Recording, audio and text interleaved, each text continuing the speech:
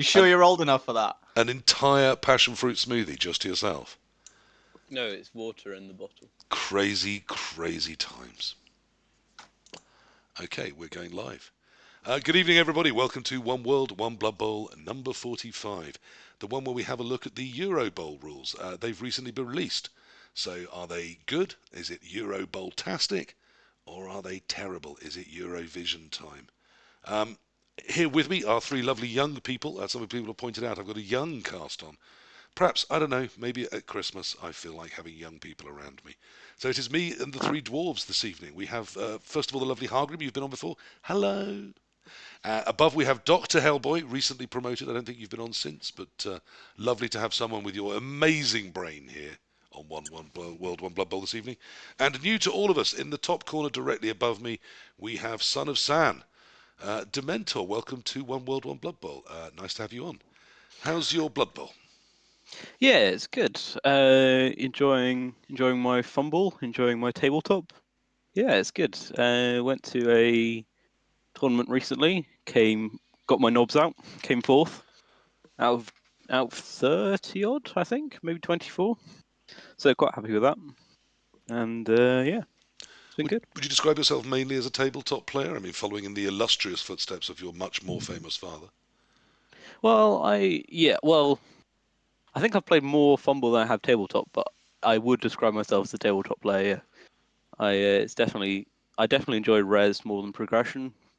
Maybe because I learned how to play in res. I guess everyone does, don't they?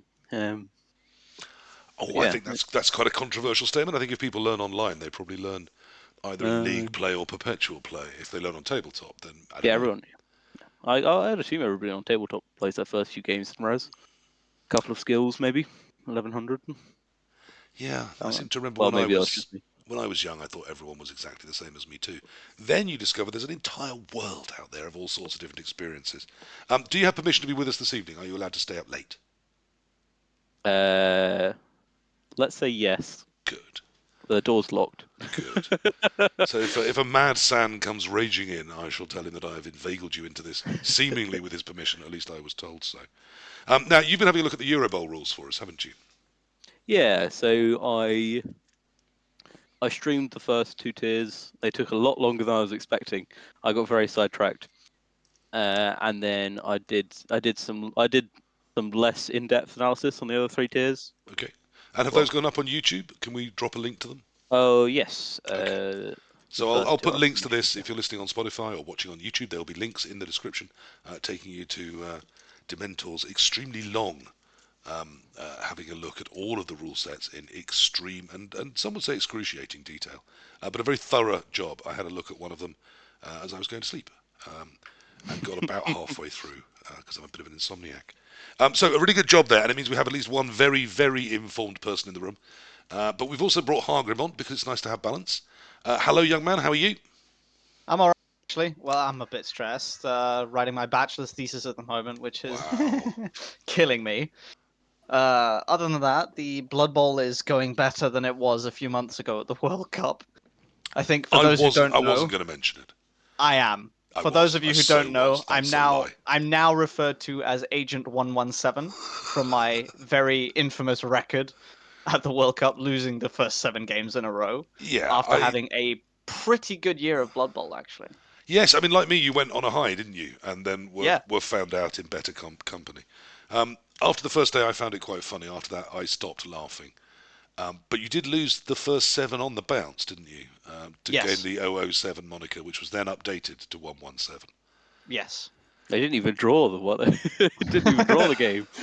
Just yes, it didn't happen, so it counted as a draw. Best game of Blood Bowl I have ever played. And time well spent. Yeah. So things have picked up since then. How's your Blood Bowl been?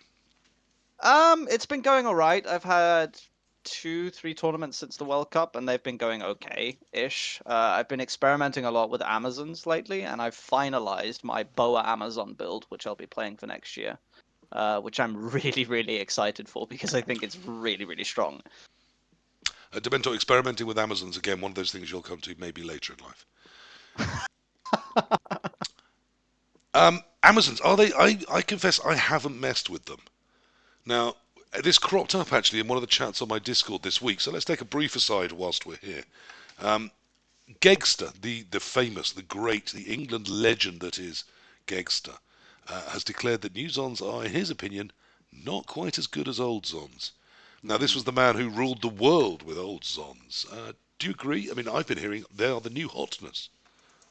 So I think that statement is, while correct, is also incorrect because the two rosters play very differently. The new Zons play a different style of Blood Bowl than the old Amazon roster did. Mhm. You have to play less bash oriented and have to play a much more positional game. Instead of playing for like how many blocks can I generate in a turn, you have to think about what blocks am I taking and where am I dodging to sort of play that positional game, because you can't just have 4 block dodge guard pieces. You have to take 2 block dodgers and then whatever skills you go on the blockers. I think they play very differently, so Gegster's both right and wrong in my opinion. So where's the new strength if it isn't that wall of Blodge guard that was just so enjoyable to face and play? It's their positional play. They can play positions a lot easier because they have the 2 strength 4 pieces, which do so much for their positional game. They've got the 2 blitzers that have hit and run, which are really good at creating holes in positions to sort of break through. Hmm. Plus their movement 7, which makes them good. Plus their throw is actually not too terrible. On the Yeah. ball pass, I think it's safe pair of hands they have. Safe pass. Safe pass, thank you. So they're quite decent. The roster's kind of okay. I mean, I'm certainly a big fan of it, and I think that the fleshing out of the roster was much needed to sort of refresh the Amazons, because they I, were a little bit boring before. you'd Yeah. say not. How dare you? Yes, I think everyone was bored to the back teeth with them. Norse got that same sort of makeover a few years ago, so Amazons have been overdue something bringing them into line with the sort of more modern play. Just something a bit more varied than the utility, everyone the same with maybe 2 positionals. That is where we all came from as a rule set back in the days gone past. We'll come to Amazons, of course, when we come to the tiering. Are you attending the Eurobowls? I should have been asking as we're going. Are you off to Eurobowl this year, Hargrim? I'm going for the Euro Open this year. I was hoping to make Team Denmark, but unfortunately was kind of stopped by a little World Cup incident. I was going to say they've already got a mascot, do they? Is that? Yeah, yeah. Maybe I'll get in on the wild card, but it's very doubtful that I will. So I'll be playing for having fun over the next year, testing out my bow Amazon build, and then maybe if my ranking is good enough, I'll make Team Denmark in 2025. So there you are. There is someone out there looking for a European seat. If you have a team and you fancy a Hargrim, then give him a bell. Dementor, we should come back to you. Are you off to the Euros this year? Sadly not. No, can't. It coincides with Freshers Week, either the start or the end, and I don't really want to be doing that. I think I could have done Or, it of course, a new term ready for resets. But yes, I mean, good luck with all of them.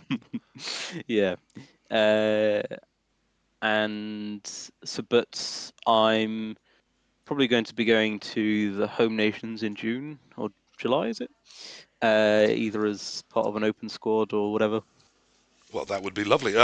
Yes, I think we'll hear more about that anon. There is a home nations forming with obviously the 5 home nations, Northern Ireland and Ireland, both planning to bring squads, Wales, Scotland and England, and then possibly a Barbarians team, which I've been asked to look into maybe throwing together, meeting up in Scotland and spending a couple of days just playing the Eurobowl rules with each other as a sort of practice and also as a tournament that may become a fixture in the calendar, who knows.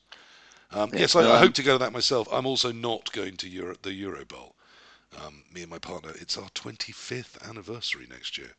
And so we decided if we're going to go abroad and spend some time and some money, it isn't for Blood Bowl. I say we. Let's say it was decided, and then move swiftly on from that. Now, we've been talking about, obviously, the lovely Dementor and the amount of effort he's put into preparing something for us all to talk about this evening in terms of looking at the rule sets. And then Hargrim touched upon getting ready for your bachelor thesis. Very impressive. What would that qualify you as? I will then have a bachelor's degree in English from the University of Copenhagen, Excellent. which makes me eligible to teach. I've got a bachelor's Oh, degree yeah. in English. And then I've also got a diploma, which is slightly higher from my drama school. But not as high, of course, as the large-brained person I brought on who may actually understand the Eurobowl rules. Doctor, no longer just the little Hellboy, but Dr. Hellboy is in the house. Welcome, Dr. Hellboy. That means you've got a doctorate, which is much better than a bachelor's, isn't it? Some might say. I was on before though, PC. We have gone through this whole palaver before, so yeah. It's just my age and my memory, isn't it? Yes, we did have you on not long after you got your doctorate. You've had a look at the Eurobowl rules as well, then I take it. Are you on your way this year? This year, next year? Yes, I've had a look at the rules. Currently, I'm not in line for Team Wales selection for Eurobowl. I might be wild card. There's 2 wild card spots. We shall see. I think it depends on what races need to be played. Yeah. So but if a Euro, but I mean the main thing is that I can actually make the date. There was one of the 3 dates that were being thrown around for the weekend where I absolutely could not make it due to a family member having a rather significant birthday and it being strongly suggested in a similar way, I think, to your silver wedding anniversary. Maybe there's other priorities except Blood Bowl in life. Yes. So saying no, you're not going anywhere other than this place on that weekend. So there we go. So I am actually available, which is nice. I'm open to playing a Euro Open, Eurobowl. You know, sounds great to me. But Wales now has a competitive structure for deciding who represents them. Absolutely. They used to as well. It's always, well, it's not always been there. It's been there for the last 3 years, 4 years. Definitely was there for the last cycle. It's been building, and this year certainly has been the most competitive selection process, I would say, so far. Fantastic, and as an Englishman, always should be, of course, very proud of little brother Wales.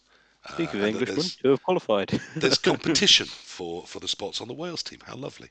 I noticed the Ireland team was announced, so they've settled their team for 2024. Sad news: the 12 people that were picked, obviously delighted. The 2 people that put their hat in and didn't make it, commiserations to you. Maybe next time round. I haven't heard yet any news of the Scottish team. I believe is picked. I saw that. So it's just the Welsh, the English. I think the Northern Irish are more or less together as well. So England, I hear early January. The Welsh is early January as well. Yeah, so the Welsh Open might be something to do with it, I'd have thought. I don't think so. I think it's just start of January. I think it's just... Well, I'm pretty sure it is, though, the Tweakle, which is the selection process, ends on the December 31st. So 2 of us think we're going to Euro Open or Eurobowl. I mean, we'll see. And 2 of us think we're probably not. But we still think these rules are going to be everywhere next year, aren't they? Yeah, unfortunately so. Oh, there's going out big and early. I also see a grumpy look upon Dr. Hellboy's face. Could just be the lack of seriousness with which I'm taking our subject when I have someone of his monumental learning here wasting his time when obviously he should be writing important theses and shaking the world. I've got the brain the size of a planet, PC, and I'm here this evening, okay? I know, and thrilled as we are to have you here, I shall try and at least entertain a small smidgen of that brain power at some point. The Eurobowl rules have been launched and dropped. I speak reasonable English, though no other languages, as we were discussing before we came on air, and I found them a little bit befuddling. And when I say a little bit, I mean they made no sense to me whatsoever. So if we could just have a little look, they are on Eurobowl.eu for anyone that hasn't had a look at them. And the specific rule sets, they are divided into 6 tiers. That's quite a lot of tiers, isn't it? We have Champions of Zeus. He, of course, the lead god of Olympus and a massive rapist. The Champions of Hera, obviously the queen of the gods, as far as I'm aware, not a particular rapist. Poseidon, king of the seas. Of course, Demeter. I had to look Demeter up. Turns out a sister of Zeus, and of course one of his victims of rape, as was his daughter. Hades, god of the underworld, and Hestia, god of the civic hearth, sacred, sacrificial fire, virginity, family, the state, and Brexit. Quite a lot of tiers. Do we think that's a good thing? I don't think it's enough tiers. I think you need. Whoa! I think you need 8 to balance Blood Bowl 2020. Has your father not taught you about conversational etiquette, young man? You've gone big early there. There's not enough tiers. Wow. Yeah. Before I'm going to check in as to exactly why that is, Hellboy, tiers, 6 of them. Are you a fan? Let's go. Let's all go 5-1. Let's all go back to basics. Let's all go 5-1 and watch Undead rule the world again. No. I think it is important to look at tiering. I think the problem as we're going to delve into, and I should say before we start delving into all of this as a caveat, so whilst we're about to potentially rip apart this rule set, and Blood Bowlers all around the world will be ripping apart this rule set for the next year, whinging, moaning, complaining, saying this is brilliant, this is not. At the end of the day, all the people who are organising the Greece Eurobowl need to be thinking about is venue, accommodation, food, drink, and making everyone happy. That's it, basically. And the happiness falls in that very slim pocket there as number 5, and the rule set's in there somewhere. Okay, but it's venue. Where are we going to sleep? What are we going to eat? What are we going to drink? And then after that, are we actually enjoying the tournament? Okay, so the fact that people will use the Eurobowl rule set means that we're all going to scrutinize it. But actually, for the event that it is being used for, there are 3 or 4 much bigger problems that need to be dealt with first and foremost. So But I just want to put that as a if the caveat. venue is fantastic, if I have the banquet of a lord set before me on a daily basis, and if I have somewhere reasonable to sleep, I'm still going to moan if the Blood Bowl's terrible, aren't I? Sure, but you'll be there with some friends, right? You'll be there with your mates. You'll be having a nice time, and then yes, we're always going to moan. There will never be the rule set that puts, Necro in the right tier, because if you put them 1 tier too high, then they don't get enough skills, and then the people that like Necro moan. If you put them 1 tier too down, then they get an extra skill, and then all the people that don't like Necro moan. It's always going to be there's always going to be problems, and we're walking a tightrope. But yes, Well said, Doctor. It seems you have the cure for this entire episode. We are wasting our time. We shouldn't be here. Right. Let's talk about the Thanks for watching, venue everybody. and whether they've organised the buses. I guess that's terribly important. Hargrim, how are you feeling about 7 tiers? Now, someone did say this has all come from those bloomin' Danes, and they're all tiers viable rule sets. Do you feel nationally you're at blame for this? No. I honestly think that some of the tiering options that they've made for the Eurobowl rule set are quite okay. Like some races are placed right bang on. Perfect. But I do feel that there are rosters and teams that are completely unviable because of the tiering. I've been a big high elf player for quite a while now, No, you've and been a I've very really small. enjoyed playing high elves. No, you've been a Yes. small high elf player. I do have to correct you. Sorry, my bad. I've been a very small high elf player over the past while, and I was really saddened to see how badly the high elves fare Right. in this rule set. Like they are not playable at all. So I think to optimize the rule set and make it like right bang on, you do need more tiers. I think 7 to 8 tiers would probably hit the nail on the head with this rule set. So Could the we other have problem, could we have 28, 29 tiers maybe? it's the final evolution, isn't it? The biggest problem with tiers, as just a concept, is that teams rely on different metrics to be good or bad, right? So Imperial Nobility, just to jump the gun a little bit, I think 11 skills is too much, but anything less than 1190k TV is not enough.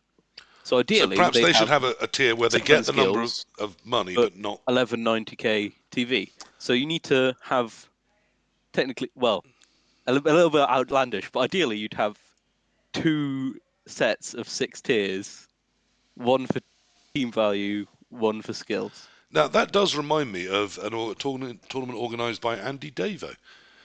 This podcast has long lived in his shadow, but he obviously came up with the formula himself for the rule set in his tournaments, and he very much did allocate an amount of money and a level of skills to almost every single team. To the point where there wasn't really a set of tiering. There was just a list of teams and then the money one side and the skills the other. I think if you'd worked it out, there might have been 12, 15 different tiers within that. Are you saying that Davo is the future? Well, no. But And careful, because we will owe him royalties. Can I interject slightly? Of course you can, Hellboy. A couple of years back, Hawker did a tournament that was a light and dark tournament, team event, and basically did that. But I think he gave every single team 3 options of tiering for every single race.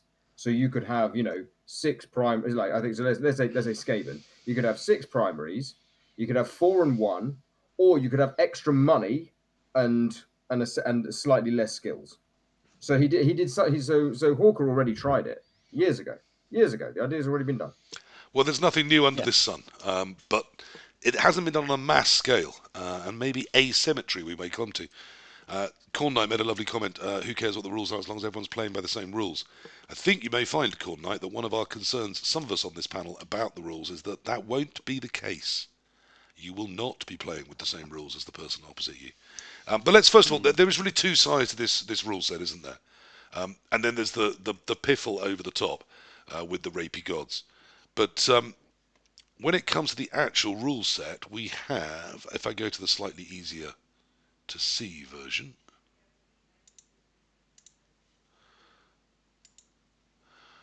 essentially we have 6 tiers. Tier 1 starts at 1150 and they go up in 10k per tier. Tier 6 obviously ending at 1200. But at the same time, as Hellboy says, they also go up in skill allocation. So you start with 6 skills at tier 1, and then you go up to 7, 8, 9, 10, and 11. At the same time, secondaries go up. The first 2 tiers have 1. The second 2 tiers can have a maximum of 2. And tier 5 can have 3, and tier 6 can have an unlimited amount of secondary skills. So you also get to spend your SP on those skills. Secondaries, of course, will cost you 2. Primaries, only 1. So where at 6 SPP you can have 1 secondary skill, that either means 6 primaries or 4 primaries and a single secondary. So there's the tiering. Now, perhaps before we go into that, we should have a look, because it's here, at which races are in which tier. Tier 1 we have Chaos Dwarves, Dark Elves, Dwarves, Lizardmen, Shambling Undead, and Underworld Denizens. These are the top of the pile as far as the Eurobowl rule makers are concerned. They'll be getting 1150, 6 SPP, and a maximum of 1 secondary. How do we feel about those? How's the tiering? How are the races that are there? Do we think they've done a good job? I think anybody who in 2023 is not putting tier 1 Underworld, tier 2 the rest, is just out of their mind insane. There are a few missing, I think. I think there are a few that shouldn't be there. Well, let's start with anything that we think it shouldn't be in tier 1. Is any one of this gang not Chorfs. alright to be with the others? Chorfs, Dark Elves, Dwarves, Lizardmen, Shambling Undead, and Underworld Denizens. There's no huge surprises there. Chorfs, I have no doubt that they should be in tier 2. Okay. Dwarves, you can make a case for tier 2, but I think they're still fine in tier 1.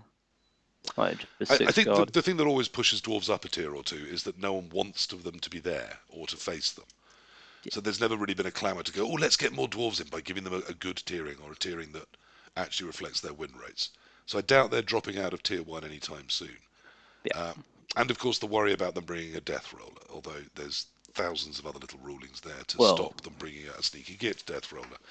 Yeah. Hargrim, how are you feeling about tier 1? Anything you're surprised is there? Do you agree with Chorfs? I'm going to preface this by saying I am so glad that Underworld are finally being put in tier 1.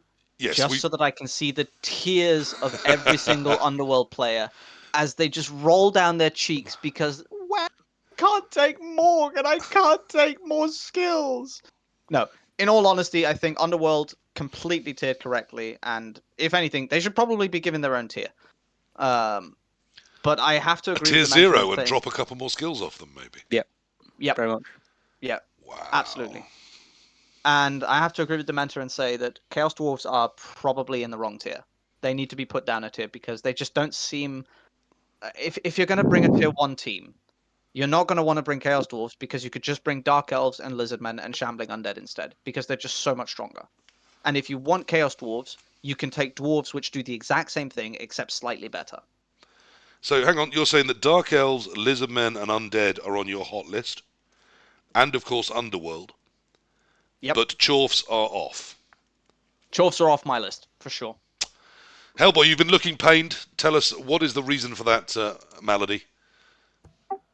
I'm first author on a paper I've done nothing on. I agree with everyone. I haven't placed Dwarves yet. Are we saying they're over with Chorfs in not reasonable value in tier 1? No, they're still reasonable value. Just I think they'd be fine in tier 2, but just they're still very takeable in tier 1. Because as I They're said still before, dwarves, we right? went live, and Hargrim did look pained when I did. I want to come away from this with a sense of which of these teams are meh, which are of course cold, and which are fire, no cap. So I think to me, what we're coming away with is that it's 4 of the old faithfuls: lizardmen, undead, dark elves, and now underworld. We're saying all 4 of those absolutely solid, tier 1 on the money. You'll do fine if you build around that. Yeah. Dwarves, your mileage may vary. They'll get you some draws. Dwarfs, avoid. I think if you have a good dwarf player, you can definitely afford to take dwarves, but it requires you to have someone who's a specialist within the race, someone who really understands every single matchup down to the key and knows how to play them exactly how they need to be played in every single matchup.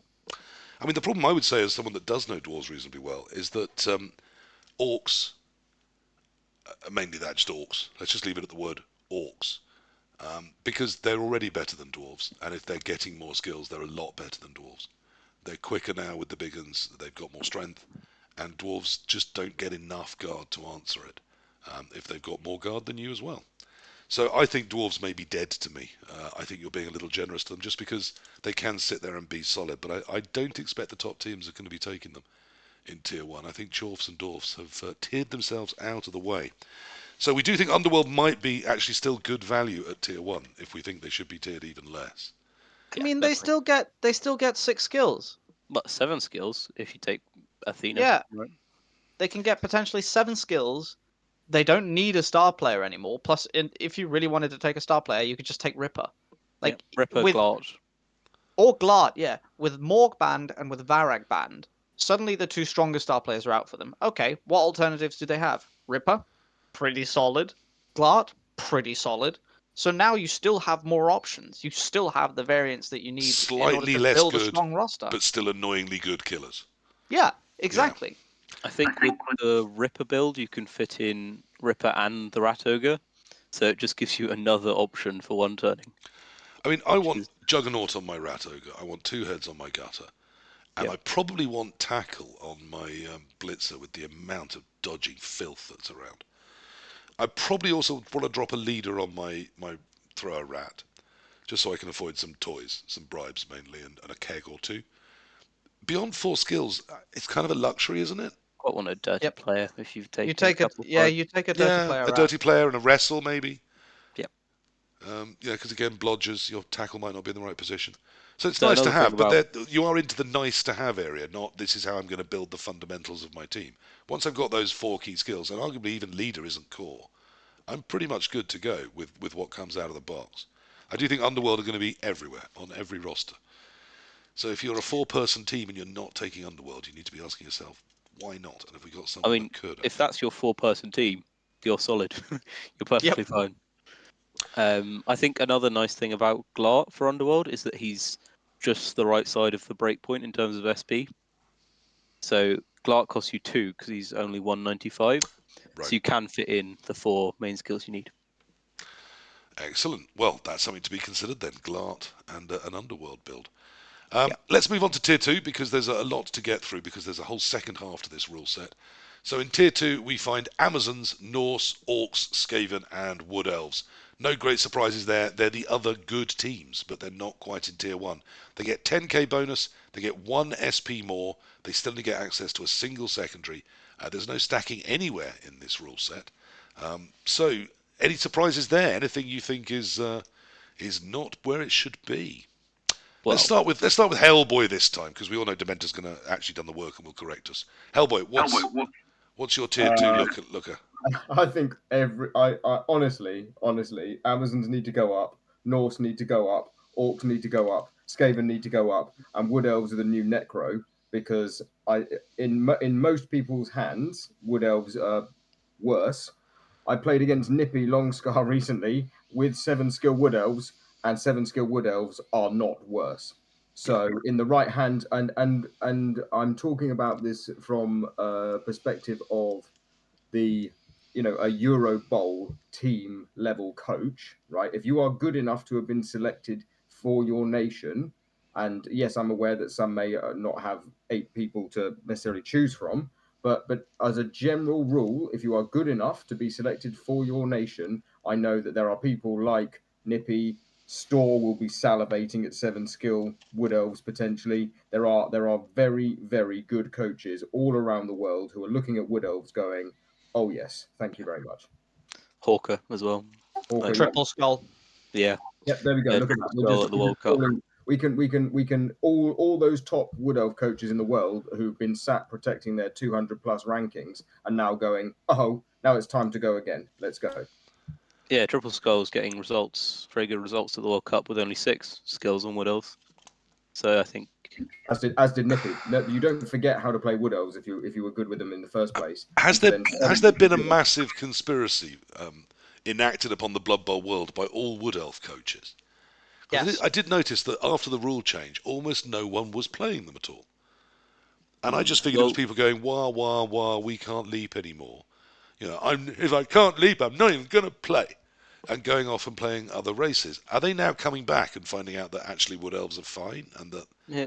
Well, so you don't... Firstly, most like top-level Wood Elf coaches weren't leaping that often anyway. It was only like once a game, right? And if that, like, you can just play Wood Elves normally. Was it sprint on the catchers? I mean, those catchers sprint is the biggest hit. Slow-ass catchers now, aren't they? Well, again, when you're talking about the level of coach who's going to Eurobowl, and also, okay, so let's put it this way: are Wood Elves an auto pick on a Euro Open team? Probably not. Are Wood Elves an auto pick on a Eurobowl team? Probably not. But you've got a bunch of guys and girls who are happy to sit there and go, you know what, Wood Elves? Yeah, I fancy those now. I think the best thing about this rule set, in my opinion, is that there are about 5 or 6 teams that you should probably take on. You should probably see on every squad. But then on top of that, you've got maybe 10 to 12 odd that you could just slot into those other 3. I think it does quite a good job of that. So is there anything in Tier 2 that we think is a bad pick? I mean, it's only 10k more than Tier 1. It's only 1 skill more. Do you really think Amazons, Wood Elves, Norse, Orcs, and Skaven are all good value at that level? They all... Yeah. And I genuinely think that Orcs are a solid pick. They're one of those for a Eurobowl team. They're one of those picks that if you need a team that can just get draws, you take Orcs because anyone can play Orcs. Okay, so of these sexy Tier 2 teams, we're not playing Dwarves in front of them. We're not playing Dwarfs in front of them. We might still be picking our Dark Elves, our Lizards, our Undeads, and our Underworlds, of course. But of these 4, if you had to bring one to a team to play in the Eurobowl rules, which of the 5 would you be picking? Which is the best of these 5 good Zons. Tier 2 picks? Zons for Dementor. Amazons for Hargrim. Amazons and Skaven. Yeah, I was going to go Skaven. So it's 2.5 for Amazons, 1.5 for Skaven as the pick of Tier 2. The good thing about the Skaven roster in this tiering specifically is that they get just enough money to have all 4 gutter runners and the thrower. Yeah. They had to sacrifice either the thrower for the 4th gutter or the 4th gutter for the thrower in the World Cup rule set and in pretty much any other rule set. But right now they are right on the money to have all the toys that they want. And same with Amazons as well. The 1160 makes a massive difference because normally they build to 1130 with no thrower, and that's 14 men, I think. 14 men Apo 3 reroll, maybe. Right, so you can up one to a thrower, is that? But yeah, you can just up one to a thrower where previously we'd have to just go down to 13 and get 2 throwers. So it's quite important for them too. I think the other thing to take into consideration as well is that I think if you're looking at some of the other options in terms of the blessings when we come on to those, I think some of these teams in this tier offer some really interesting blessing choices because of the extra skill. If they need to burn to fit like Norse, putting a star player on Norse suddenly becomes very interesting because you can actually burn the skills points to get that star player potentially. So there's definitely some interesting SPP. Well, not SPP, sorry, skill point choices to be made in this tier as well. Yes. We'll come on to the rules packs later. They are bemusing. So we then come to tier 3. Now, all the good teams have gone, haven't they, by the time we've reached this? So what do we make of High Elves, Humans, Necromantic Horror, Tomb Kings, Elven Union, and Vampires, all coming in with 1170 cash, and now 8 SPs, and a maximum of 2 secondary skills. What's catching our eye there? Let's start with Hargrim. I think there are 2 to 3 picks in this tier that are interesting. They're not an auto include in my book, but they're definitely interesting. It's Necro, it's Tomb Kings, and it's Vampires. Now, I had the joy of playing Vampires over the weekend, and I've got to say they feel like one of those rosters that no matter how many players down you are, there is always a chance. There is just always something you can do. And now with the changes to the runners and the throwers, that now they've actually got them, suddenly their variance increased. So now you're looking at winning more games because of the runners and throwers than with the old roster. Blitzers or I also- Vargeists? for you? Vargeist for me. Blitzer. Yeah, I knew I'd picked well. I'm proud of you, young man. Okay, so I'm going to take that as a Vampires. You talked up Tomb Kings as well, and you talked up Necro, but it was Vampires that put the smile on your face, and they came out of your mouth hole first. Dementor, what are you liking in Tier 3? Yeah, very much agree with Hargrim. I think Vampires are a little less strong than I initially thought they were, but obviously I like Kemri. I think Necro are incredibly strong. You'll see a lot of Necro. And what is it about the tier? Is it a little bit extra money? They're now up Cash. to... So, well, the cash and the skills, right? So, with 1170, you can get a bench where you couldn't previously, and then with 8 skills, you can only fit in 1 ghoul, I think. So you skill your 8 positionals, and you can get like a dirty player You zombie can or fit something. in the second ghoul. Oh, can you? Yeah, For, you can fit the in the 12 second man? ghoul. Yeah. That's going to make Oh, some wow. Necro coaches Didn't know that. very, very excited. Hellboy, how is it you and Tier 3? What's caught your eye? So there are only 3 auto picks in this rule set for me personally, but and this is an opinion, right? We've all Yeah, got them. absolutely. So there are 3 auto picks in this rule set for me personally, and they are Underworld, they are Necro, and they are Vampires. And 2 of those happen to be in this tier. And Necro, why are they giving you the glad eye? Necro, that is the perfect TV and skills for Necro. That is perfect. That like that you've just given Necro in the same way as you've given Skaven everything Skaven want. You've just given Necro everything they want in that tier. That is perfection for Necro. And Vampires. So Dementor and I went to a tournament where Torquemada played Vampires. One of the very first tournaments the Vampires have been at. Maybe the first week they've been out for a week or something like this. And Yeah. Torquemada had 7 skills because Joe, who ran the tournament, asked me about where we should put Vampires. And I said, well, rather than going for 6 like Nafsi had announced, I said, well, you could try 7 skills and see what happened. Like you could, but I think 8 is too many, and 7 skills was probably in the hands of a good coach, which Torquemada is. And I would be saying, if you don't know who's playing Vampires on your Eurobowl team, you probably need to select someone or ask someone to start playing Vampires. And there are multiple reasons why for that, and I will no doubt go into some of them later because I've got something. Well, I mean, That was also a very nice rule set for Vampires, just with the stacking rules as well. Yep. Yeah, absolutely. Again, it's the amount of SPP. Keep saying SPP. It's the amount of skill points you get. Yeah. SP. It's the amount of SP you get to mean that you can burn the one when you need to get the blessing on them. So it's about giving enough skills to all the vampires and then actually being able maybe to have some skilled thralls that can do some proper backup rather than just standing in the way and getting eaten. I think that's really interesting. And also then, as you said, to be able to burn them to buy a pack and use them in other ways, because actually once you've skilled your vampires, you don't need those SPs. So those can be spent. But we'll come to the rules packs and what they mean in terms of asymmetrical play in the future. We've all got the same 3. My pick there was Vampires. I think Tomb Kings look quite sexy. I don't really understand Necro, so that might be why I didn't pick those out. But I do think Vampires there are going to be very, very hard to turn down. I think Kemri are a lot less... Sorry, Hargrim, you speak. I think the deal with vampires is that yes, they do really, really well with skill stacking, but they actually pilot very okay, or a little bit better than okay, just vanilla as well. They're one of those teams that you can build vanilla and they will still be able to pull in results. That's just how strong they are. I don't disagree. I think there's going to be some really interesting changes to the meta in terms of the races that we see in the Eurobowl compared to normal. However, there's always going to be some filler as well, and that brings us very nicely to Tier 4.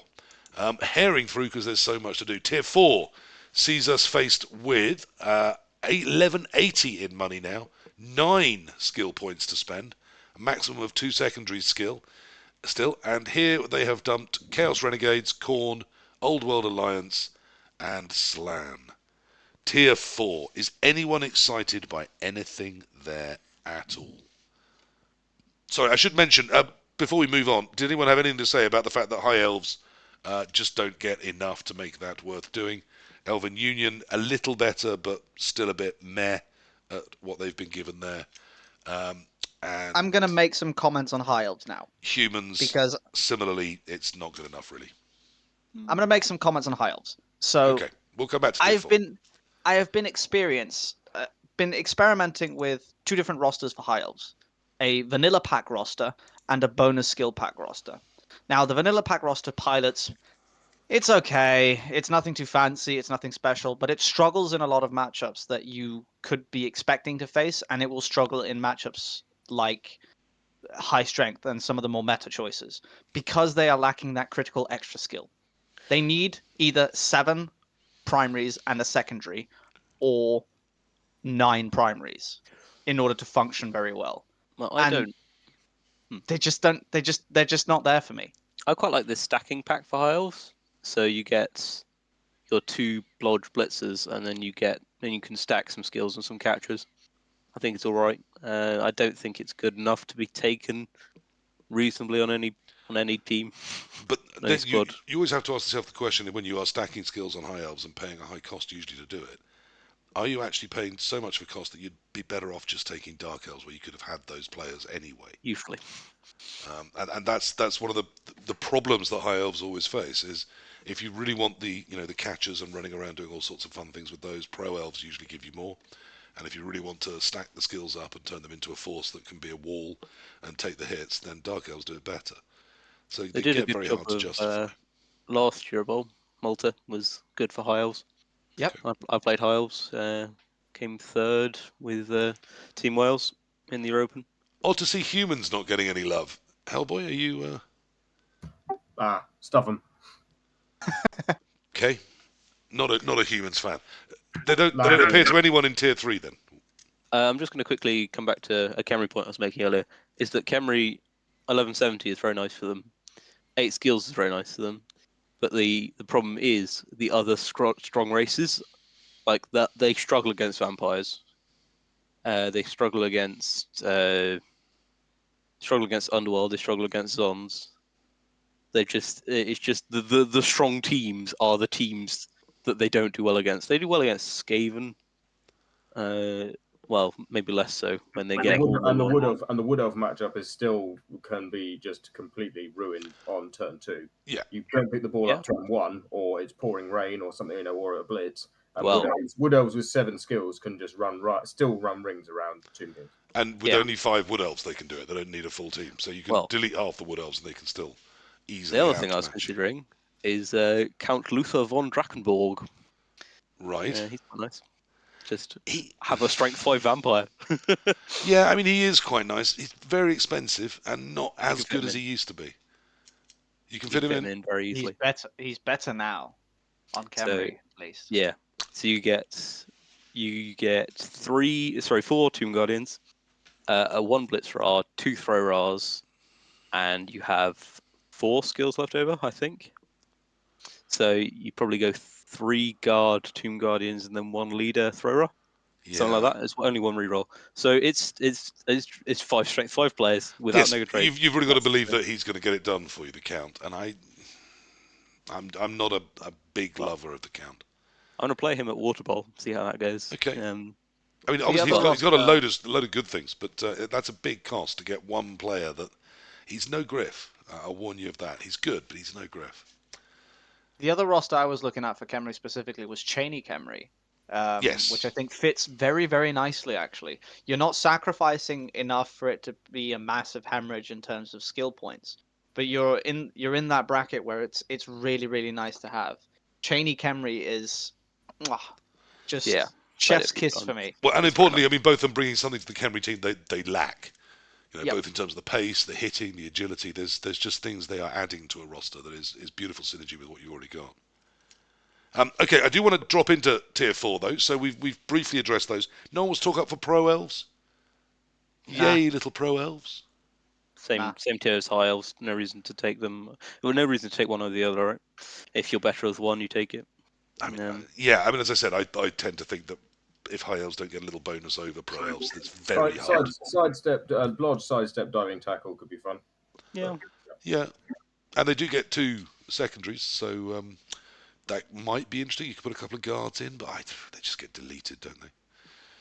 Okay, so into tier 4. I mean, I just think these are the also-rans, and they're not getting enough to make them feel sexy to me. They've still only got 2 secondaries, 9 SP, so 1 more skill, 1080, so they've got 1180. They've got 10k more to spend, and we're trying to find love here for Chaos Renegades, Khorne, Old World Alliance, and Super Slan.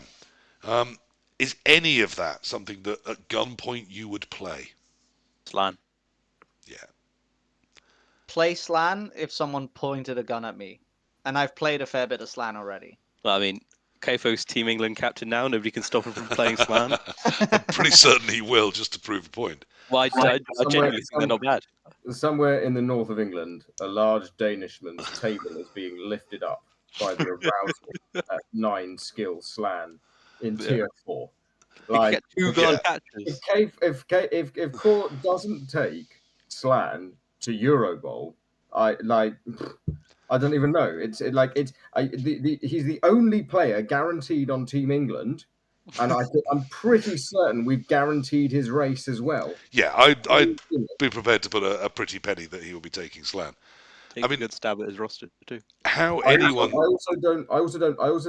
I don't completely understand OWA. Okay, and I'm going to say I'm absolutely willing to say that. However, there are people that do who are getting interested by OWA being in that tier. And again, we can look at star players being an option because you can burn a bunch of skill points. And also, 9 skills on loads of teams is quite nice, really. With secondaries as well. You've got your choice of various positionals, and you can choose to put various skills on them now. So I mean, even Khorne don't look terrible with 9 skills. I mean, Davo's assured me that Khorne are fine. So Khorne are very good.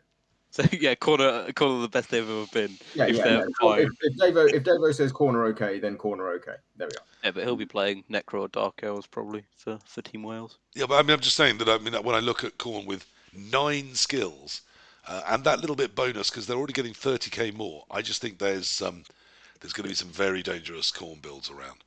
I think Khorne look interesting in this rule set. And it's the 9 skills and the bonus money that really makes it, because it means you can take all 4 Bloodseekers, all 4 Khorne Gores, and take the big guy, and then still have enough for 12 players and 2 rerolls. So you can also go 2 Khorne Gores, 3 rerolls, I think. Yeah, that third reroll.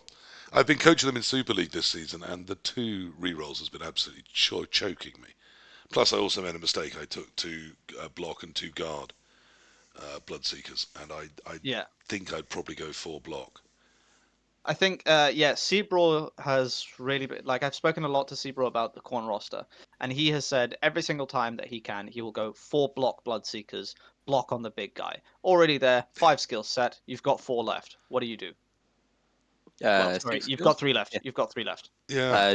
Triple guard if you've got 3 rerolls. Triple guard, Khorne Gores. 2 guard, 1 sure hands. Yeah, I'd take 2 guard, 1 sure hands. You could even leader. Yes, you could. If I was going to sacrifice the sure hands, it might be for a wrestle or a tackle, because there's still going to be just an army of little filth things running around in some games.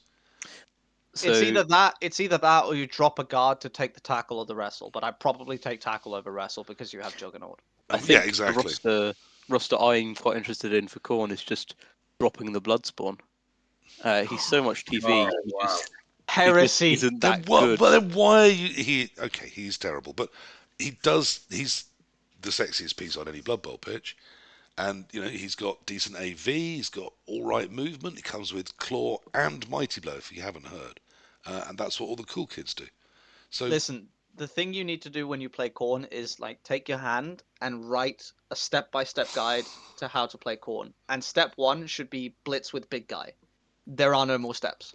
yeah, Well, so you can. So the interesting thing is, if you can take the stack pack with Khorne, and then you also get like I think you get something ridiculous like 14 men 3 rerolls if you drop the big guy. Just Father, you're not going to let him get away with this just because he's the youngest here. Surely, you never let me the get away with temerity it. of youth. I know. You never let Hargrim get away with it. Why? Because he's the youngest. Are you letting him get away with this, Father? For goodness' sake, step in. Because San will come and tell me off. Now listen, young man, you may have been led astray by the willful ways of the Davo into this Khorne love. It'll do you no good. Ultimately, they will bash half the teams they face off the pitch. The other half they won't, and that comes the problem. They are incredibly easy to pull out of position. And if you're just, I mean, the 3 guards are just because you're desperately hoping you can somehow keep hold of your ball. Well, my news for you is you won't. Your ball will be taken away. No one's yet mentioned Chaos Renegades in this same tier. Are we saying they are dead to us? they'll never be that good, right? Unless you give them. Well, is Borak banned? I forget. But then Borak is not banned. Oh as yeah, far we'll as just I take know. Borak then. Take Borak. But then Old World Alliance will never be that good. But they are fantastic star caddies. I still have no idea how it all adds up. That they kind of work out. What I'm putting it down to is that there's enough utility skills within the players with Brawler and Dodge and Sure Hands and things that the fact they've all got animosity and they all don't work well together and they can't use rerolls somehow makes it okay, but pretty much as a star caddy. I don't think people will be throwing all sorts of skills on them. I think they'll be spending those skills to buy things. Yeah. I think the Borak roster is probably the best you can pull out with Chaos Renegades. But then you'd have to convince everyone else that you need 2 squad points to play Borak Chaos Renegades. I think Raging 82 will make Renegades work in this tier. Yeah, Raging 82 is probably the one player I would say could make it work. I think you can also make Bile Rot work with Renegades, just for a 4th strength 5 thing. But at that point, just play Khemri, right? Yeah, I mean they can. I say can make them work fine, but I don't think they're going to be a mainstay of teams. That's what I'm saying. There may be a person that goes, all right, I know how to coach that. But I think even with we are getting to quite generous numbers of skills on offer. I just think Slan leaps out from that tier. Khorne, yes, I can see why, again, a Davo might go, I can coach Khorne at that TV. But then he'd look at some of the other options available and go, yeah, but I'd still rather have Dark Elves or look at Necromantic.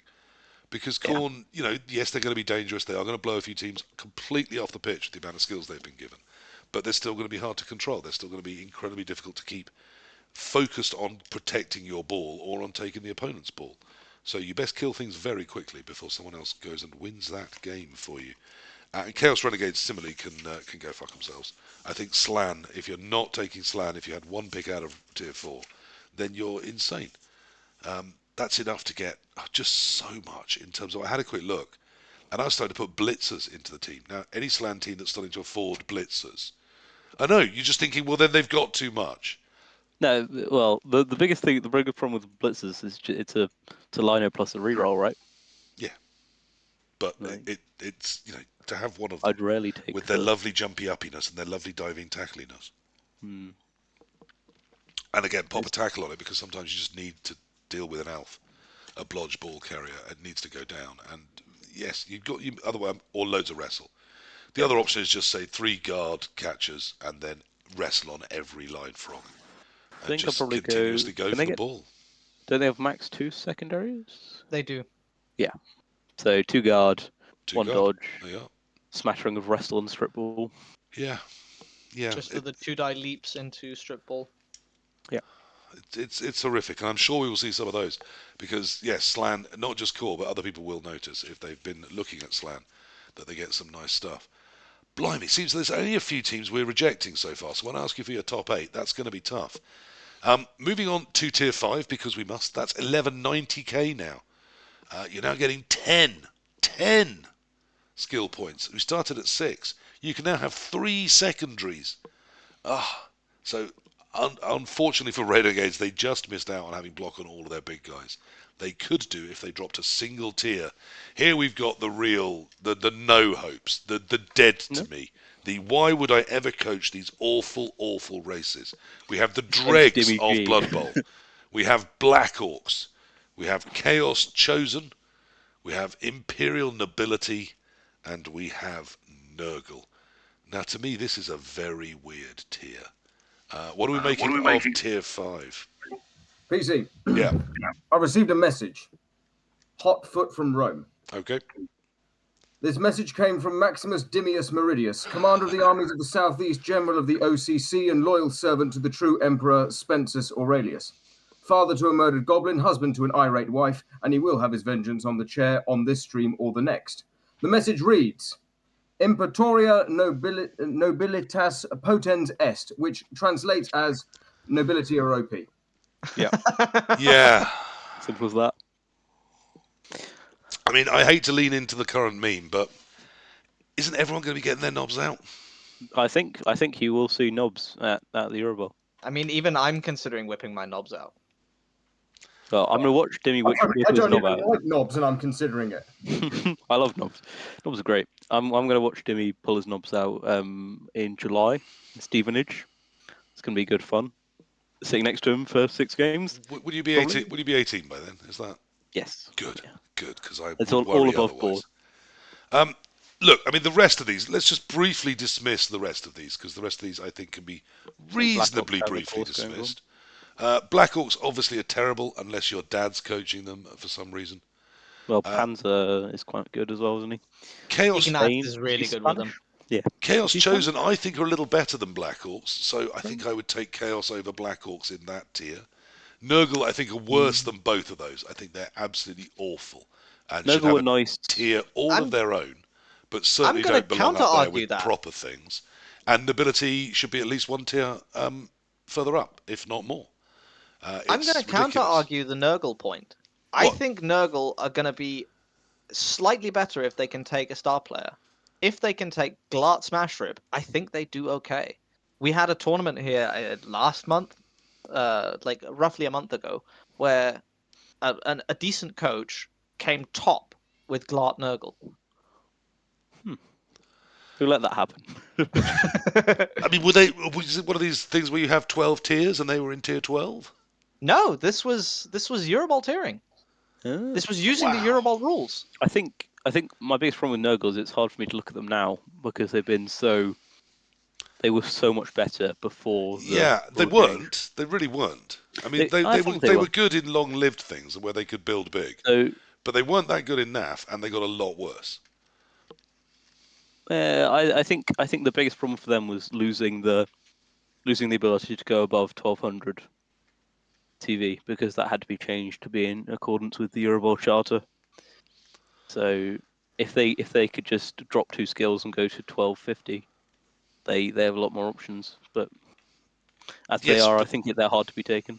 Yeah, I think they're terrible. And certainly they've never been delivering on any rule set. So, I mean, it's lovely that your friend, with 3 people and a large bottle of vodka or whatever it was, managed to get a decent result with Nurgle. But I'd want to see it repeated at a few other tournaments before I started to go, hang on, are we thinking wrong about Nurgle? Because when we think about Nurgle, we think, don't take them to a tournament, they're terrible. I'm not going to say that, Nurgle are an auto-include or they look the strongest in the tier. I'm just saying that Nurgle look okay. I don't think you should shy away from them and just okay, but put for them away in exactly the same disgust simply money, because they're smelly. I am going to. For exactly the same money and exactly the same tier, I can have Chaos Chosen, which gives me agility 3 on every single piece, strength access on every single piece, and strength 4 blitzing from every single piece. Why would I not do that? I think we will see Nurgle in Euro Open, and I suspect that the squads which have Nurgle in them are going to be the ones in the bottom third. You don't think we'll see them in the Eurobowl, though, Hellboy?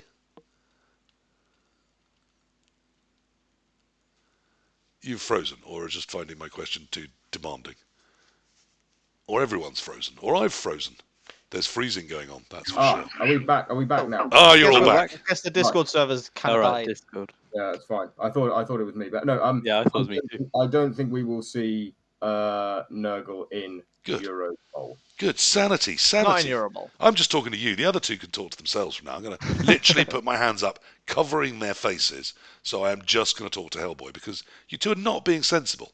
All this talk of let's take Khorne, let's take Nurgle. Okay, you take them. I'll take Dark Elves and Underworld and Undead, and we'll see who comes out on top. It won't be the Nurgle. I've talked up Chaos. I don't think they're any good compared to Knobs. What sort of madness is this, Knobs with 11 skills?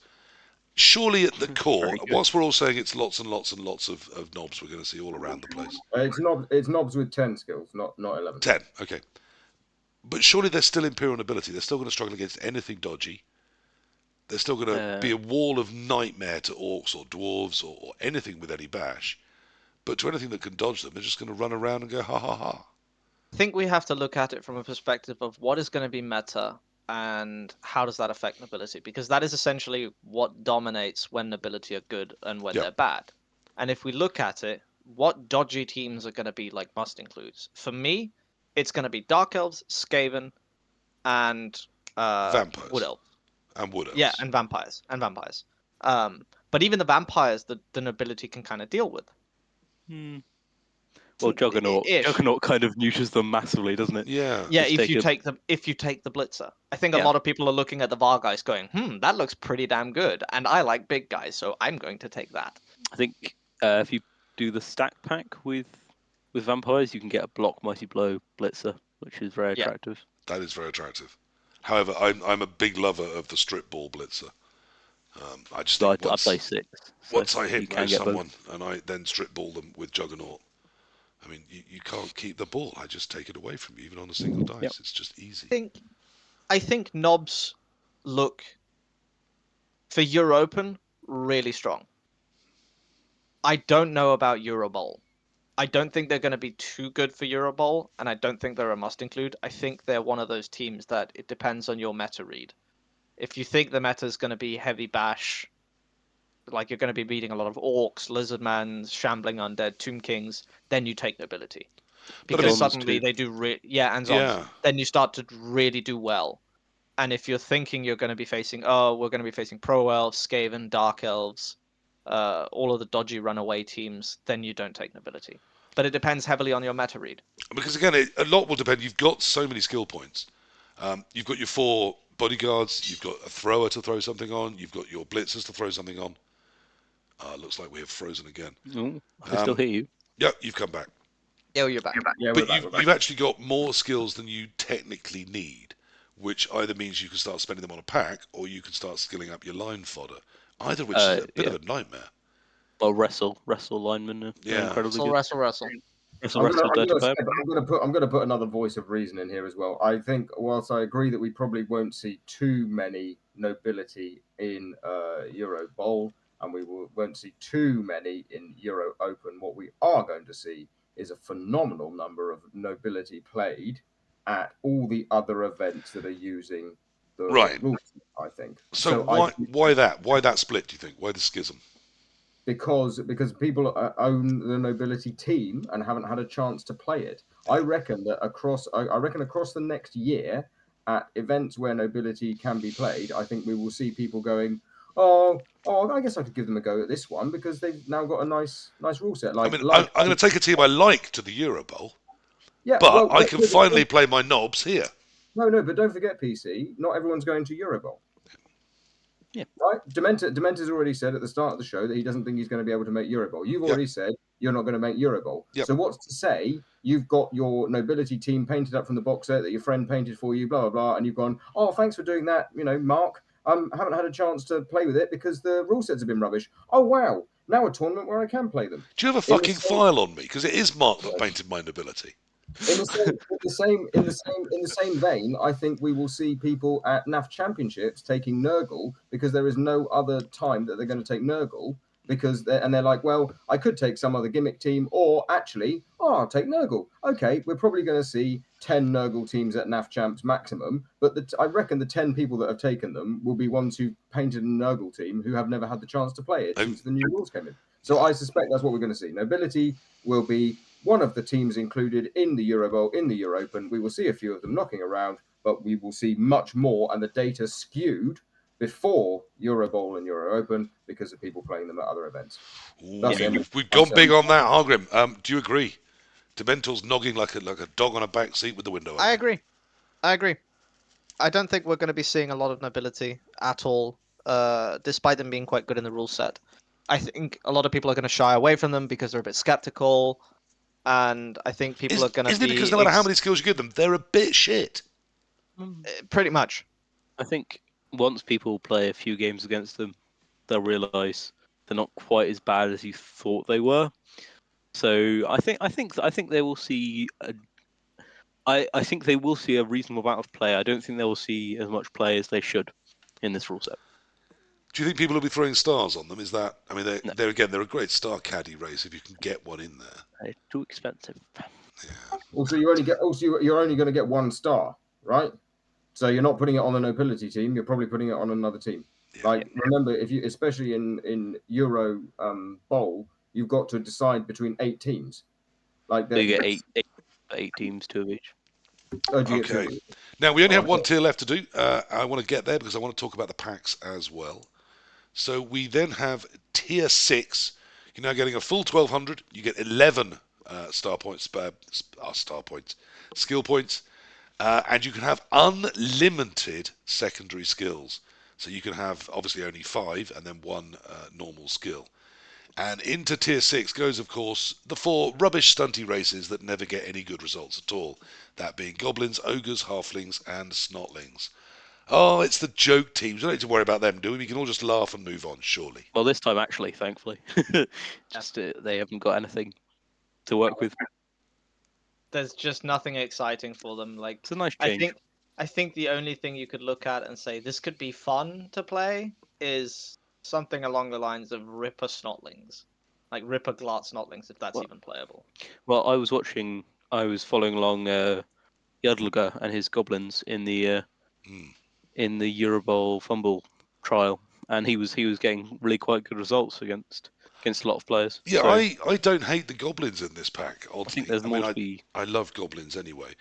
But because so much has been taken away from the goblins for so long, to be able to have 5 secondaries, so I can block both my trolls up, I can have a block ball and chain if I want, I can have a guard goblin, I can afford a wrestle goblin, there's all sorts of little fun creative things I can do.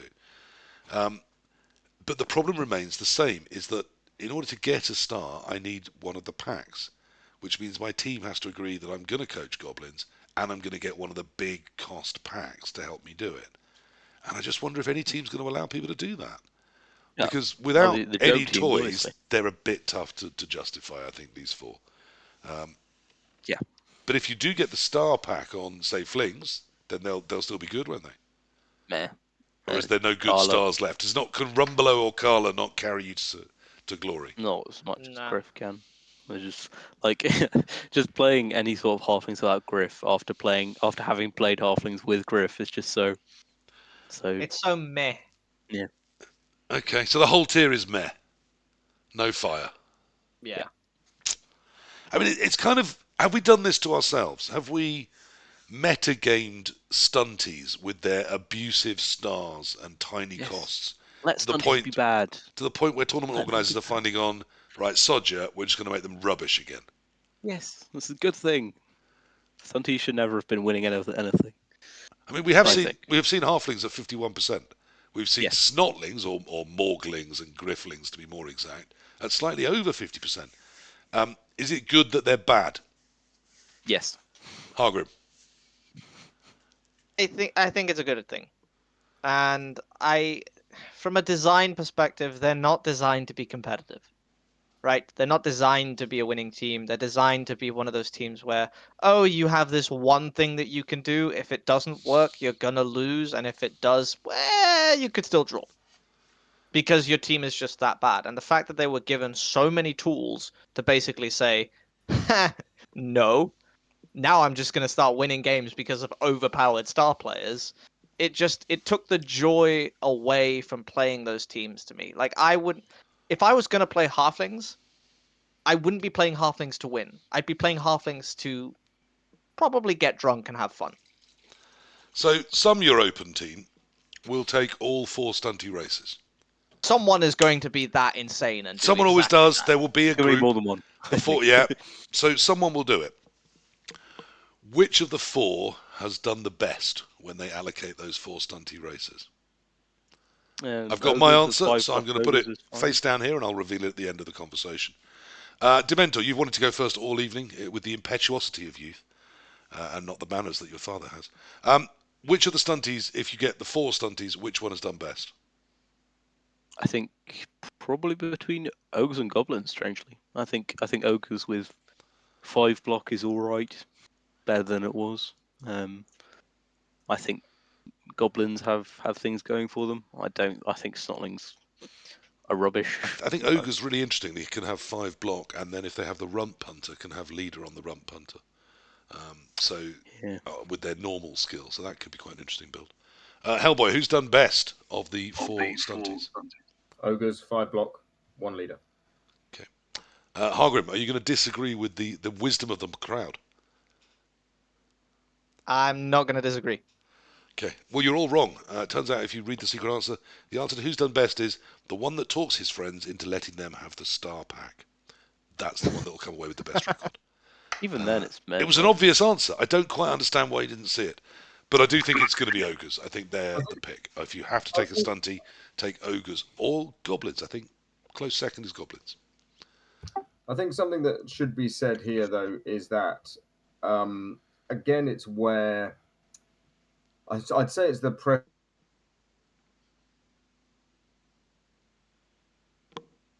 on thinking Eurobowl, trying to win one of the pinnacle tournaments in the calendar. I would like to be, the fact that there's potentially like 16 races to pick from, which could do really well. We haven't ruled that many out. Yeah, that's really exciting, right? Yeah. And I'm genuinely, but then with my fun hat and silly hat on, I'm genuinely sad that for those people that want to play stunties, they don't have just that tiny bit extra spice to it now. I think in Malta's rule set, there was a line that could have been walked where you could have seen flings taken. I don't think anyone had the guts to do it in the Euro. There was one person, I think, from memory. Okay, so maybe there's one, but I think that flings in Euro Bowl, if it was happening, if Malta's rule set was now, I think we would see more stunty teams in Euro Bowl if it was Malta's rule set here. But I think unfortunately that's dipped down. And again, it falls down onto the fact that you're not just building a rule set for Euro Bowl, you're building a rule set that is now going to get used for the rest of the year. So I think that's where, understandably, some of the vocal, lack of riotous rookies, etc., comes from not just the fact that it's that one tournament, but it's actually potentially 4 or 5 of your other tournaments you're going to go to during the year have now hurt that team that you enjoy. And as I say, with one hat on, I'm not that bothered. But with the other hat on, I'm absolutely understanding of that. And, it is a very tough job. And we should be, just thank you to the guys from Greece for putting their hand up and, saying, yes, we will run it. Oh, absolutely. Just because we're going to be critical of some of the rule set doesn't mean they're not going to be doing a fabulous job. And I am wholeheartedly in support of them, which is why I want to pick the rule set apart. It's so that people are thinking about it, talking about it, and planning to go, even if, sadly, it doesn't look like I will. Just a quick clarification. We had Sadasak, the lovely Greek coach, in the chat, clarifying that he believes France did play flings in Malta. Yeah, they did. I've just checked the stats. Lovely. Good. So they have the guts to do it. And I genuinely think if it was Malta's rule set again, and knowing what we know now and how things have panned out, etc., I think if we had a chance to repeat it, I think we would see more fling teams and teams in that rule set. It was Griff flings, did 3 wins, 2 draws, 1 loss. But you see, when it's grifflings, they're not flings, they're grifflings. To me, that's a different race. Anyway, I also want to point out that we've had another comment from the lovely Leet BB, who is promising, nay, staking their own personal honour that they will coach ogres at the Eurobowl or the Europen. I believe they may even get on the team for, is it Slovakia or Slovenia? Sorry, whichever one of it is, I've just insulted the other half, hasn't it? It's Serbia. Serbia. Well, I've insulted all three. Yes.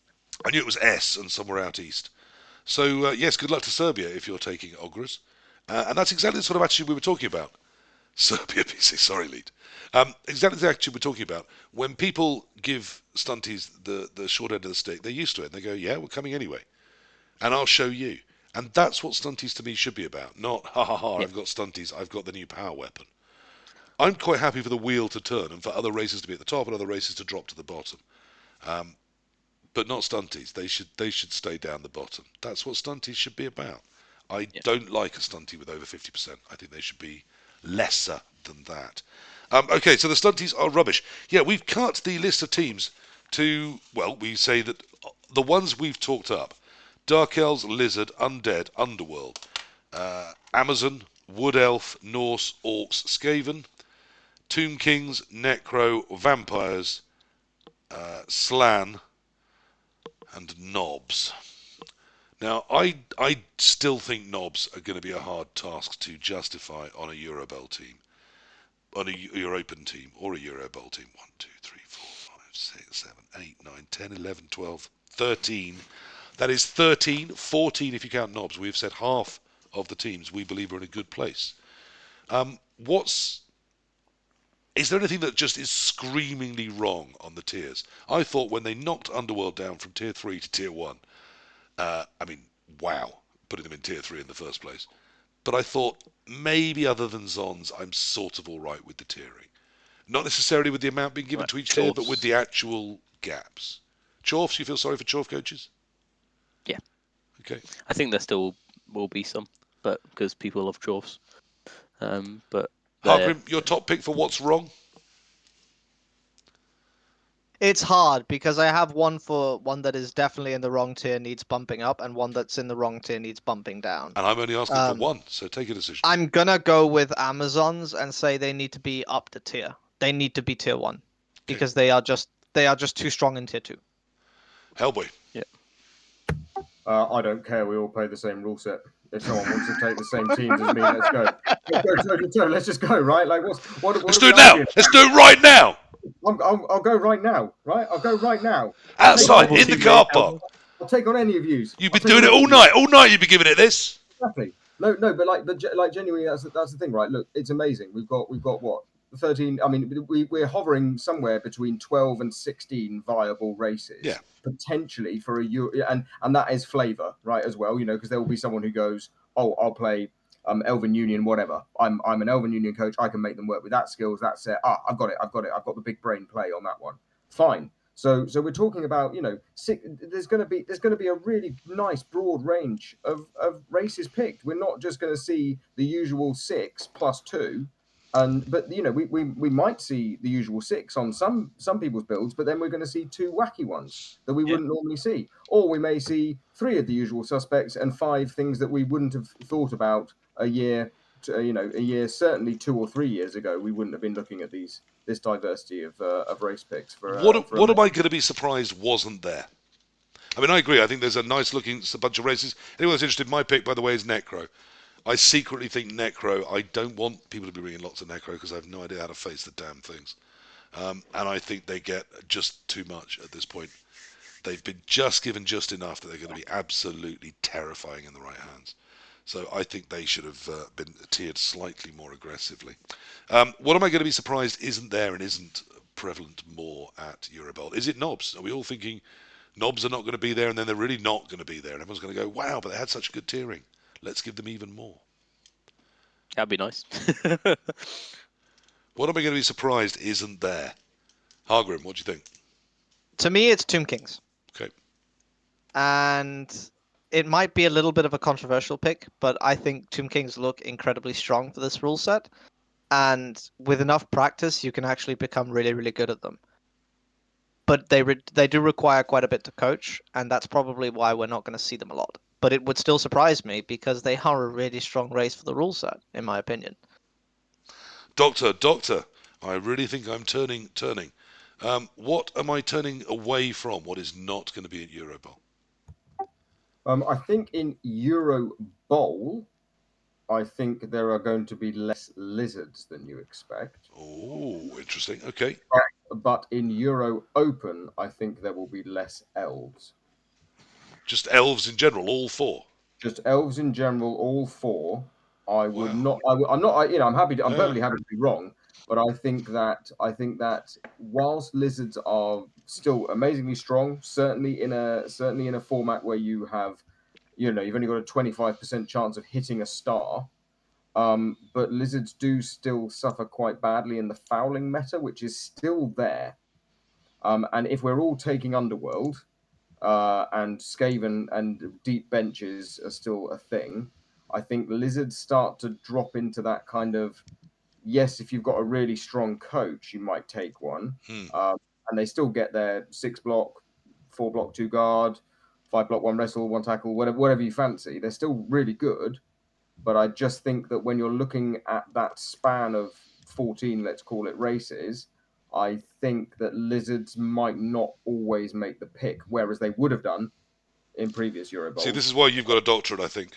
It's But that then- big brain ticking through there. I completely agree. When I look at the Eurobowl rules, one of the things I look at is races I like, and one of the races I like is Dark Elves. Dark Elves build lovely with 6 skills. I've got, I can have 3 Blodgers, 2 Wrestle Witches, and my leader runner. It builds at 1150, lovely. I get 4 rerolls and an Apo for that, but I've only got 11 people. It's a lovely build. It's built to be played very aggressively. The problem with it is I'm looking at how many Underworld are going to be there. How bad is the fouling meta going to be? How many Amazons are going to be knocking me down and kicking me in the face? Because with an 11 elf build, even with an apothecary, I'm going to struggle if I'm losing 2 or 3 players. And I feel lizards do exactly the same. They build lovely, but when they face things that can remove a Saurus or 2, 2 Sauruses down, lizards are dead. They can hardly do anything. And I think that's my worry behind lizards. Yeah, but then I also think that then tapping into this though, I think that then we will see less elves in the Euro Open just because of the diversity of teams to choose from. I think you might be right. Your fallback is not going to be to just take Dark Elves, which was the case in Malta. In quite a lot of teams, Dark Elves were there. Yeah. You're going to fall back and take Slann and Skaven instead as the team that just has to pull the win out their backside. Yeah. Because you don't need the elves anymore. Nope. Because you're sat there, you've got something like Tomb Kings, something like Necro, a Slann and a Skaven. To me, that's a real shame. I don't think elves got bad overnight. I still think a European team taking the 4 elven races could still do an incredible job. I do worry that both high elves and pro don't look that brilliantly tiered. But I think wood elves and dark elves build absolutely fine at that level. So I really don't have any concerns about them. Again, I think the data is going to be skewed when you look at the tournaments because I reckon we'll still see a high number of certainly wood elves will be taken a lot more because in the same vein as I said with the nobility, people will go, oh, it's my chance to play my wood elves. And dark elves are still absolutely fine, especially if people decide to say, right, you can only play the vanilla team at my tournament. So then that suddenly brings lizards and dark elves right back into the talking point and undead. It brings them all back into the frame, exactly the same as NAF champs. I think that's something that we're going to see. Certainly in the UK, we've got NAF championships with 6 skills on lots of teams that get 6 skills here. And then you've got things like vampires, where if they do really well at NAF champs, the vampire coaches are going to be salivating about Eurobowl with more. And I think Water Bowl is also another really interesting one because we get to there's some stars that can get taken to Water Bowl, so you can kind of test a little bit like that as well. And the Welsh Open, you get 8 skills on loads of teams. So, okay, you get 8 skills on your Dark Elves, but you also get 8 skills on your Tomb Kings, on your Necro and stuff. So people can experiment with those builds at tournaments that are happening in the calendar anyway. And I think that those are the tournaments I'd be more interested in seeing how those races perform when that, how do 8 skill Necro in the hands of a really good Necro coach perform in a tournament where everyone gets 8 skills? Like, how does that perform? Because then that's going to exponentially increase when you take them into the setting where those other teams are on less skills. Yeah, absolutely. If you can live with Dark Elves with 8, then you can certainly live with them with 6. My other pick for a team that we're going to see less of than you would normally expect is I think we're going to be very short on dwarves. I think Chorfs is going to be very hard, even for the European Chorf lovers, to justify. You really need to love Chorfs to think that they can, go toe-to-toe with the same amount of skills as Dark Elves and come out on top. I just don't think they can. And Dwarves, I don't think Dwarves are hosed in Tier 1. I think they're okay, but if they do come up against the stronger teams, they're not going to have enough. And if they do come up against Vampires, they're not going to have enough. And Elves have only got to get lucky against them once. So I do think it's going to be a struggle to justify Dwarves. When, for example, Orcs, I think, are a much sexier pick. Only one tier higher, but you just get that little bit more ability to deal with things. And, of course, you've already got that little bit more pace, which I think the meta moving towards fouling, moving towards removals, moving towards pace. When Dwarves are down to 9, even if they've got a bench, they're going to suffer on the field. Whereas Orcs, a little less so. They've got a little more pace to make up with it. Now, you did talk about if people go vanilla, so we do need to move on to the other half of this rule set because time is against us. There's such a lot to get through. Very briefly then, no great surprises in the team goods we're allowed. We can have rerolls, we can have coaches, we can have cheers, we can have apothecaries, don't have coaches or cheers. Unless you really can't find anything else to spend your money on. You can have dedicated fans, again, don't do it. You can have a team mascot. Any lovers of the team mascot for 30k? Yeah, it's worse than 3 coaches, I think. I tried it out. Yeah, I tried it out at a vampire thing I was doing with 3 games of vampires. It did win me a couple of rerolls. I think I'd have won them just as well with 3 coaches. I think it would have got the same value back to me, but much more importantly, I lost a couple of coach offs to opponents, and it would have saved opponents getting rerolls. So while I don't think it's a terrible inducement, I think probably just pouring that cash into coaches is still a better bet. You can get a Weather Mage. Any Weather Mage lovers? It's worse than 3 coaches.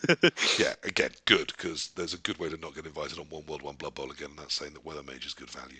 You can have kegs, you can have bribes, you can have Joseph Bugman. I'll come back to him. Mortuary Assistant, of course, Plague Doctor, Wandering Appos, and a Master Chef. Now, one thing's missing and one thing is new. So Joseph Bugman. Any fans of Bugman? He's not expensive at 100k, very fit-inable. He's your emergency 11th player if you're down on a drive, and he basically counts as a keg. Someone will take him. You're going to have to get your rule book out, read what his rules are, put the rule book away, forget about him, and never face him ever again. I don't think he's that terrible. He's not, well, particularly as he doesn't count as a star. Yeah, but he's 100k, isn't he? Yeah. Yeah. But what are you losing for spending 100k on Joseph Bugman? Well, instead of a keg, you're basically spending 2 kegs, but you get 1 keg value, and then if you're under 11, he plays the whole drive for you. That's just not worth it. If you look at the teams that have the gold to spend on Bugman, they have the gold to spend on they have cheap fodder linemen anyway, so you just buy 2 linemen or 3 and better or toys. Or 18 in the case of Snotlings. Oh wait, no riders. Nope. No, I was going to say that's the missing thing. So we've got Bugman. We're not a big fan of him. I don't know. I do quite like him, but again, I think at 70 maybe, at 100 he's too much. PC, you're a competitive player whether you like it or not. You are not taking Joseph Bugman in any of the 14 races that we've talked about. No, I'm not. You're right. Yeah, there we are. Right. But I'd do other things first. No riotous rookies and no biased refs. So the biased refs is a good nerf, isn't it? Because mainly it's Underworld that tends to afford biased refs, and we haven't got those. But no riotous rookies. Does that just kill Snotlings? Is that just them done? Yep. That's a good thing. Yeah. Good for us. Good. Let's move on. Enough on that then. So that's what we've lost. We've lost riotous rookies. We've gained Joseph Bugman. We think it's good that we've lost riotous rookies. And if you're a Snotling lover, well then you love your Snotlings. But you don't expect to win if you're coaching Snotlings. And if you take Joseph Bugman, we think it's probably a bad choice, though I think it's an interesting one. Okay. The views of One World, One Blood Bowl do not always reflect the views of the participants on One World, One Blood Bowl. No, but it's my show, so I can say what I want. Right. Absolutely, but the views do not always, Now, here's the complex thing. When you go to the Eurobowl, you go as a team of 8. When you go to Europen, you go as a team of 4. In either case, you get a budget of as yet undiscussed currency to spend on packs for your squad. 2 of them cost 1 point, squad point, and 2 of them cost 2 squad points. And you get, if there are 4 of you, you get 4, and if there are 8, you get 8. This means you can only have one of each as well. You can't all buy, for example, one of the 1-point packs. This means that as well as the 4 packs, it also means, of course, that not everyone will have a pack. It is logistically impossible for everyone to have a pack. You can either have, between 4 people, you can either have the 2 2-point stack packs, or you can have the 2 1-points and one of the 2-point packs. But at least one, if not 2 coaches will have nothing. Which brings us back to Corn Knight's comment right at the start of the show, where he talked about, I don't care what rules we have, as long as everyone plays by the same rules. I can be sat with my Dark Elves facing a Dark Elf team that has a different set of rules, that has more than me because they were allocated one of their team's packs. Is that just as a concept? Is asymmetric building? Is it a good thing for Eurobowl? What do you think? I think it's interesting. Yes, but interesting usually means shit and wrong. So is that what you mean? Yeah, more or less. I think it adds an interesting aspect of. Again, of do you mean team, shit and wrong? A little bit, yeah. Of team play, genuinely. Yeah, super who gets interesting. shafted and who gets the good pack? Well, so say I'm playing orcs with no pack. I'm reasonably confident I can hold down a draw against most teams, even if they're playing with a pack and I'm not. But say I'm playing Skaven or something with the Athena pack, I'm more likely to be in a better position in which I can go for the win, right? So are we saying we're it's even more leaning into the idea of there are some teams we allocate as just get a draw, and there are other teams that are going for the wins? which I think is overall negative for the Blood Bowl experience, but I think it's something different. Yes, lots of things are different. That doesn't make them good. Brexit was different, and look how terrible that's going. Hargrim, asymmetric gaming, are you a fan?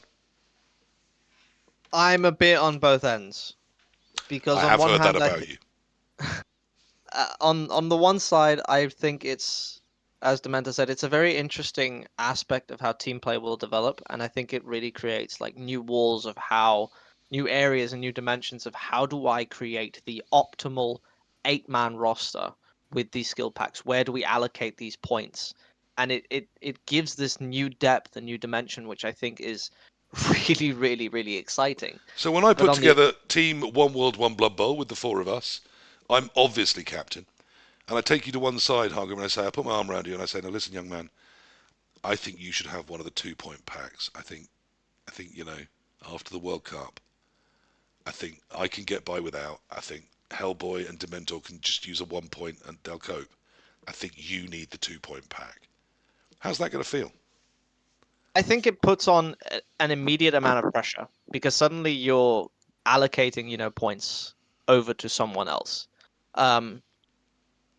But I think that aside from that aspect, the psychological aspect of it, I think it is a really, really, really interesting depth to how we're going to see the meta develop and how we're going to see it evolve over the course of the next year. The other side of it is that it does create these skewed mirror matches if you do manage to face them. And I think skewed mirror matches is not something I like. I think a mirror matchup should come down to who is the better player and not who has the better skill points. I've or never understood why pack points. Hall of Mirrors exists. They are terrible places. Skewed mirrors. Are you a fan, Hellboy? Dr. Hellboy. I do apologise. No, it's fine. It's fine. I think there's some really interesting things here. So I think my concern, I agree with some of the concerns with this, but I think it's a great thing to really force you to talk to your teammates. I think that's brilliant. In terms of, and really get the team. Not everyone's in a team with Andy Davo. Some of our teammates do talk to us. Yeah, exactly. But I do think that there needs to be an evolution one step further, which, and Corn Knight said it in the chat, my real concern is what the tiebreakers then start to affect in the Swiss format, because whilst variance exists in Blood Bowl, the Swiss format within the team now is going to be really, really important, because if your vanilla Skaven win their first 2 games, you might well face a team that's going to beat your vanilla Skaven because they're stacked with something else in round 3, hampering that. Now, what I would like to see, I know Kalon. So don't worry, Hargrim. You'll fall down to the point where you're just playing the people without stacks, without packs, and then you'll get some wins. Now, Kalon talked about the, I believe it's the Warhammer 40,000 scene where they do their team tournaments, where basically what happens is, if I'm playing your team, PC, we flip a coin and we decide who's going first, right? And I've got my 8 teams, and I'd go to you, right, PC, here's Underworld, Vanilla Underworld, and, I don't know, stacked, nasty stacked Amazons. Right, who do you want to face those two? And you pick and you go, you know what, Dementor's Tomb Kings, they're the one to take on the Underworld. Right. Then you send 2 back at me. And you go, right, here's my vanilla Dark Elves, but my stacked Underworld. What do you want? Who do you want to play that? And then I fire 1 back at you. And I go, right, actually, Davo's Corn are going to take on those stacked wherever, you know, and you alternate like that. There's some system like that. Kalon was explaining it. Yes, a drafting system for the draw. Exactly, a draw, and I think that's how we could see this team format evolving. Is if we're going to start putting, you know, extra blessings onto teams and stuff. If that is the route that now we're going to start looking at for team formats as maybe a general rule in Eurobowl going forward, it might be an experiment we never see again. But I would be really interested to see what would happen if you did that kind of format where you can then at least have some say on putting, you know, right, you've put forward 2 star player builds, I'm putting forward a star player build versus your star player. You know, let's see what happens. But my concern is that we end up in a situation where I know Jumanji talked about, you know, that England team where they were like, hang on a minute, let's not score 3 touchdowns, let's score 2. Because we don't want to get to, you know, and I'm concerned that we might hit a point where that actually might be a thing. Yeah. That might actually become a thing because you really don't want. Don't worry, Mr. Skaven Coach. We've already won this round. Try and draw so you don't end up on too high a board. Exactly. Like I'm genuinely scared that could be a level that you hit where you're getting team orders because you don't want your vanilla teams to go too high up the boards. Don't be too scared. It is just a game. I think scared is just respected, really. You know. Okay, I know. Concerned. You have thoughts, which you can't deny. I think the 40k system of like drafting matchups is a really, really good structure. Now, I've worked in competitive League of Legends for about 3 years now, and when we draft characters, we draft it in the same ordering. So we'll say, right, we're going to pick this character now. Now you respond with 2. Then you respond with 2, and then you respond back, so that you're constantly giving that back and forth, and you're drafting the matchups instead of just saying we're just doing Swiss draw. And if someone's having a very bad tournament, for example, you can protect them a bit. You can find a matchup for them and say, no, they need the confidence boost. You know, we'll give the goblins to someone who's not having a good time. And then someone that's doing a really good job, someone that's having a lot of ego explosions, we can put them in front of, you know, a team that might be a little harder. So you can sculpt it in that way. Dementor, I see you fidgeting. Obviously, it is past your bedtime. You've had a lot of sugar. But I suspect it's that the voice of your father is resounding in your head saying, but where are the logistics for this? How much time will all this drafting take? Is it that, or are you one of these wild, young, reckless things that wants it all thrown to the wind? Hell in a handcart. Let's make it up as we go. I like the Swiss system as it currently is, the Swiss within Swiss for teams. I think the drafting could be interesting. I think my biggest problem with Swiss is that as Dr. Hellboy mentioned, you don't want to be punished for winning games. That's the biggest problem. I can certainly see a case for a twist on the Swiss. There was some discussion with I was talking with the lovely Core about the Birmingham International format, and he's considering maybe having a fixed order of 6. So you put your 6 in, and that is the order they play in for the entire tournament. Yep. So if you're board 1, you stay board 1 all the way through, which would be interesting. Yeah, that's a chess system of having boards and just saying, right, you are board 1. That also could work, right? That also could work.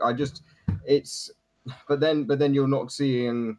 But then you might then again, it's all mind games, right? It's all mind games, and it's great, and that's fun. Like we're talking about stuff that's actually really quite fun. You know? Okay, so are we saying that at least the asymmetric rule set has made us break the box that we've been in, where it has to be Swiss, it has to be the same on each side, it has to be a rigid formula, and it's made us think, actually, are all of these rules sensible? Because there's a part of me that kind of likes the chaos that asymmetrical rule building is going to bring. You'll have a team of 8. I think you'll have 4 or 5 with packs and 3 or 4 without. And I think that's going to be really interesting and different. And I'm a big fan of interesting and different. I think interesting is different is fine when it's not the European Championships. And I mean interesting as in actually quite interesting, not shit and wrong. Yeah, but yes, I think the Eurobowl should not be the time for innovation in rule sets. Come on, this isn't football. That's No one's my getting multi-million-pound contracts on the back of this. It's a game. Yeah. I'm not going to say it's a kid's game. I think people that say that, they're wrong. It's not a kid's game. No kid I know plays this well, except the kids I know that play this well. But mostly it's hoary old adults with big old beards. It is just a game. We can say what the hell this year and just make it the year of asymmetric chaos and see what happens, can't we? And wouldn't that be fun? Wouldn't it be different? Oh yeah, from the I know not different for you. You've got a life expectancy of a gnat. Your memory goes to last year and maybe half the year before. But for those of us that have been around for a while, so the other side of the cameras here, Hargrim and Hellboy, different to your last 6 or 7 years, back when this lad was in nappies. We've been playing the same interior Swiss sorts of formats for a long old time. Doesn't a year of madness appeal? I've been playing longer than Hargrim, I think. Probably. No, but I think a year of chaos would do some good. And Okay. and this is going to sound like the weirdest tinfoil hat conspiracy sort of like level of shit. Bear with me on this one. A year of chaos will shake up the standards and the foundations that have been set up over the years so hard that people are going to have to rethink everything they have done since the beginning of the NAF format. They're going to have to rethink, is this the right thing we're doing? Are they even going to look at the Swiss draw and say this is just the way we need to do it? Or are they going to look at some new system and say this could actually possibly work? I think a year shaking up every single foundation that we can is going to revitalize the entire format and the entire scene. Counterpoint. And I think that's a good thing. Are we actually going to see these packs in play, though? We're going to see them at the Eurobowl, but every tournament I've seen so far, and I definitely haven't taken this from Marky Mark in the chat, it's my own idea that I've come up with and want to say because people are giving him lots of praise and I want it. Isn't it entirely possible that we'll see lots and lots of rule sets where people have the tiering, they have the values, but they don't put the packs in play because they're just really complex and difficult? That is entirely possible. I know for the Danish tournament scene, we're actually looking at doing the opposite. So we're going to keep the tiering and we're going to keep the skill pack. So at an individual tournament, everyone gets 2 points so that people can test out the rosters that they want to play for the Eurobowl. Or if they just want to play something different, they can still do that. I know that's the general consensus we have here. Now, while we do talk consensus and the meta in general, and that is important, I do just want to finish the final part of this rule set. So let's have a quick look at these 4 packs. You can take the Blessing of Hermes for 1 squad point. That will mean that for 1 skill point can be exchanged or more for gold at a rate of 30k for each skill point. But you can't go above 1200. So it's only actually useful for people in the first, 3 tiers? Yeah. And even then, to only change in 1 SP because you can't go over 1200.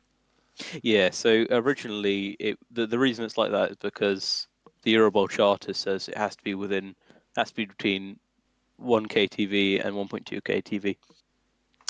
And they need a caps meeting to change the charter. Right. So is this one entirely useless? Pretty much, yeah. I think you can use it on a few teams, but it's generally the skill points better. Well, and as you probably do need to not pick some of the packs so that you can afford the others, perhaps that's one of the ones that goes under the bus. The Blessing of Artemis allows skill stacking. Costs you 1 of your 4 squad points, and you can, if you're tier 1 and 2, you can stack once. Tiers 3 and 4 can stack twice, and tiers 5 and 6 can stack 3 times. It does cost you it's very complex, but basically you lose 1 skill point in total, I believe, to then do as much of that stacking as you choose to do. Do we like that? It's a single skill point. It allows stacking. And this is the other way around. It's most useful up in the bad end of the tiers. Yeah, so Nurgle, Knobs, Chaos. That can have 3 stacks out of this. Yeah, I can see Chaos with 3 stacks and they're, 9 or 10 skills? 9, isn't it? Yeah. Being pretty sexy. Do we like this one, Hellboy? Are you a fan of these packs? You know, I Yeah. think there's a lot. There's a lot, right? There's a lot to take in, and I think this is the next. I think this is the next stage, right? I think when you sit there, you sit down with your team and you say, right, who's wanting to take what? Let's look at which are good. At that point, there, you probably you're probably still deciding 4 or 5 of the teams, regardless of whether they're vanilla or not. Like 4 or 5 of the races, whether they're vanilla or not, that doesn't matter.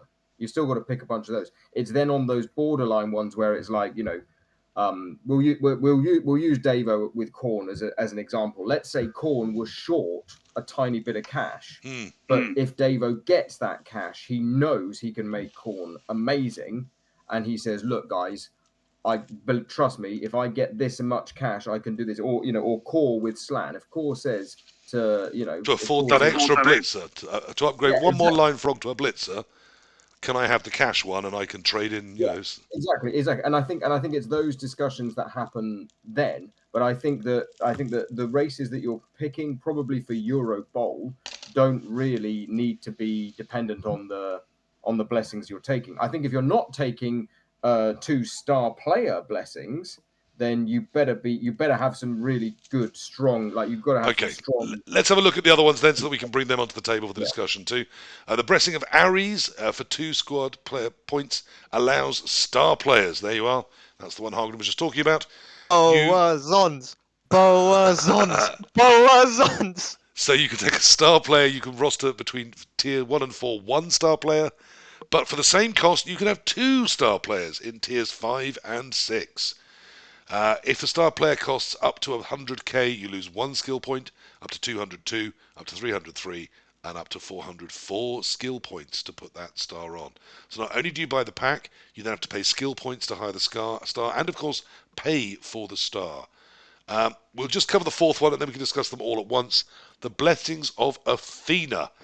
You get 1 extra skill point, but you have to spend it on a skill that doesn't exist more than 3 times on your roster. And no additional skill may be selected more than 3 times. So for example, if you were to take Dark Elves and have this pack, you could not take block if you already had 3 blitzers, even if you'd not taken block anywhere else. So none of your skills can be block. None of your skills can be... One of your skills could be dodge if you had 2 witches, and then you'd be at your maximum of dodge. But if you take even 1 more dodge or 1 more block anywhere on the team, you cannot have this one. So when it says you can't have it more than 3 times, it means in total, not for this skill. So I came up with, well, hang on, I've got my 3 blodge blitzers, my 2 wrestle witches, I've got my leader runner, but I'm making my extra skill, I'm going to put dodge on one of my line people and make the leader on the runner my extra skill. And I was told, no, you can't, because that would give you 6 dodges, which would mean this would break it. Indeed, you can't even have it as Dark Elves. If you have 2 witches with dodge, and you put 3 dodges on your blitzers, that's already meant that this blessing cannot come to you, because that would be 5 dodges on your team. What do we think? However, a team like Amazons, becomes very they've got 7 skills already, so why not give them an 8th one? So this is then when we start getting some interesting decisions to get made, right? Because obviously we've got the skill stack will be useful. I could see it being pretty practical on things like Tomb Kings, maybe humans, things like that. You can see a skill stack. Those are teams where a Mighty Blow tackle is quite nice. I'd say in the modern meta, there's almost no team where a Mighty Blow tackle isn't nice. Yeah, probably. Sadly, I live in the dark ages. Even Underworld, for example. If it's not guard, block, wrestle, or dodge, you better explain to me what the skill can do. But no, and I think this is where the interesting stuff comes in, because Hargrim might sit there and say, right, guys, Boa Zons, this is the way to do it. Someone else might say, White Dwarf Zons, this is the way to do it. And someone else may say, right, give me 8 skills on Amazons and watch me just rip everyone else apart. I think Amazons can function with only we've gone away from, if Amazons are now different, 3 block, 3 wrestle. Okay, that's 3 block, 3 wrestle, 2 guard. Okay. Well, 3 block, 2 wrestle, and a dirty player, and you drop 2 players to get a bribe in. Yeah, I hate the idea that someone has a star, someone else has maybe an extra skill. I'm still not kind of cool with the idea that someone has a star and the other person just doesn't. It Or doesn't someone matter. has an but extra we- skill and the other person just doesn't. Because my squad decided my Amazons were fine without that extra skill. But yours decided you needed the extra skill. So we sit down to play each other. You've got one more skill than me. That feels strange to me still. Yeah. Yeah, I think- it is strange, but it also doesn't matter because everyone's got the same options. Hmm. They're all there on the table. It's just which ones do you pick? Yeah. So you can choose wrong, but we've all got the same choice. But it's not my choice, it's my team's choice. Effectively, my team captain's choice. Who he allocates the squad points to. Yeah, then you just lose the game and then you call your captain a shitter. Easy done. Yeah. I mean, he will be, or she, or they. Okay, so we're kind of all right with the asymmetry. We kind of think it's interesting, and not in a shit and wrong way, but in a let's see what happens way. Yeah, I think it. I don't think I'd like to see it again. I think it'll be interesting for this year. I actually think the Athena pack is the core of this rule set. I think it's the most important pack. I think you should be taking 2 of these on most Eurobowl teams. I think currently I'm looking at Amazons with pack D. Oh, sorry, pack Athena, and Norse with pack Athena. Yeah, so you're And, looking for a team that isn't, because in Norse you then couldn't put block on either of your Valkyries, or you'd invalidate your I conditions. wouldn't anyway. I go guard them both. You don't have to sound quite so. I'll explain to the old man why his thinking is shit. I'm talking to the masses, not just to you, Dementor. Not everyone's had Can I cast your mind the back? joy of being raised by your father. Sorry, Hellboy. Can I cast your mind back to what 2020, 2019, and we're panicking about this leaked rule set, right? Oh yes. Blood Bowl's dead. They've taken away dwarves. Panic, panic, panic. I remember. And now look at us now. We're sitting here nitpicking the hard work of a team that, as I say, the fundamentals are: did they get the venue? Did they have the hotels? Do they have the transport? We don't know any of those yet. Right, but those are the things they should be worrying about, right? I would be interested to see what when we get to the point post Eurobowl in Greece, and we sit down and we go, okay, how many matchups were really unfair for you out of the 6? And I look at you and go, well, 1. And how many were you diced in? Well, I was diced in 3, mate. Oh my god, I rolled triple skulls in this one and double skulls here. You know, like Blood Bowl's still. We're always going to. So in this future, you've lost 4 games. Yeah. Hey, look! I can't achieve 007 like Hargrim did, right? But I can still aim for 006, right? I just say, if I was picking an imaginary future, I'd pick one where I lost less games. Just saying. That's fine. But I'm saying, like, if you're as Angelina Jolie watched on, if we're complaining, like blood bowlers, as we see, are just inherent whingers and moaners. You know, no one's. We're not. I looked at this rule set and went, oh my goodness me, they've given all the nice options to all my favourite teams. Thank you. That's the first thing when I but looked they've at given them to your opponent's favourite teams too. That's the problem. That's fine. We're all going to have a great time and play good Blood Bowl. It's going to be lovely, right? But Blood Bowlers whine. We whinge. We complain about things. It's just another thing that's on the list. I think after the tournament, I don't think the impact of this is going to be as big or as scary as people think. Oh, you're terrifying me now. You're reminding me of my good friend Purple Goo. At least he tells me I'm his friend, so I'm going to believe him. Said recently, of course, that if we were to return to Fumble and play some Black Box Trophy, I would, of course, only paint it as him trying to regain top spot with the minimal effort and the lowest commitment possible. And I said, you think me so evil and mean? He goes, no, you just need some content for your show. And similarly, yes, we could just go, the rule set's out, isn't it great? But I need content for my show, Hellboy.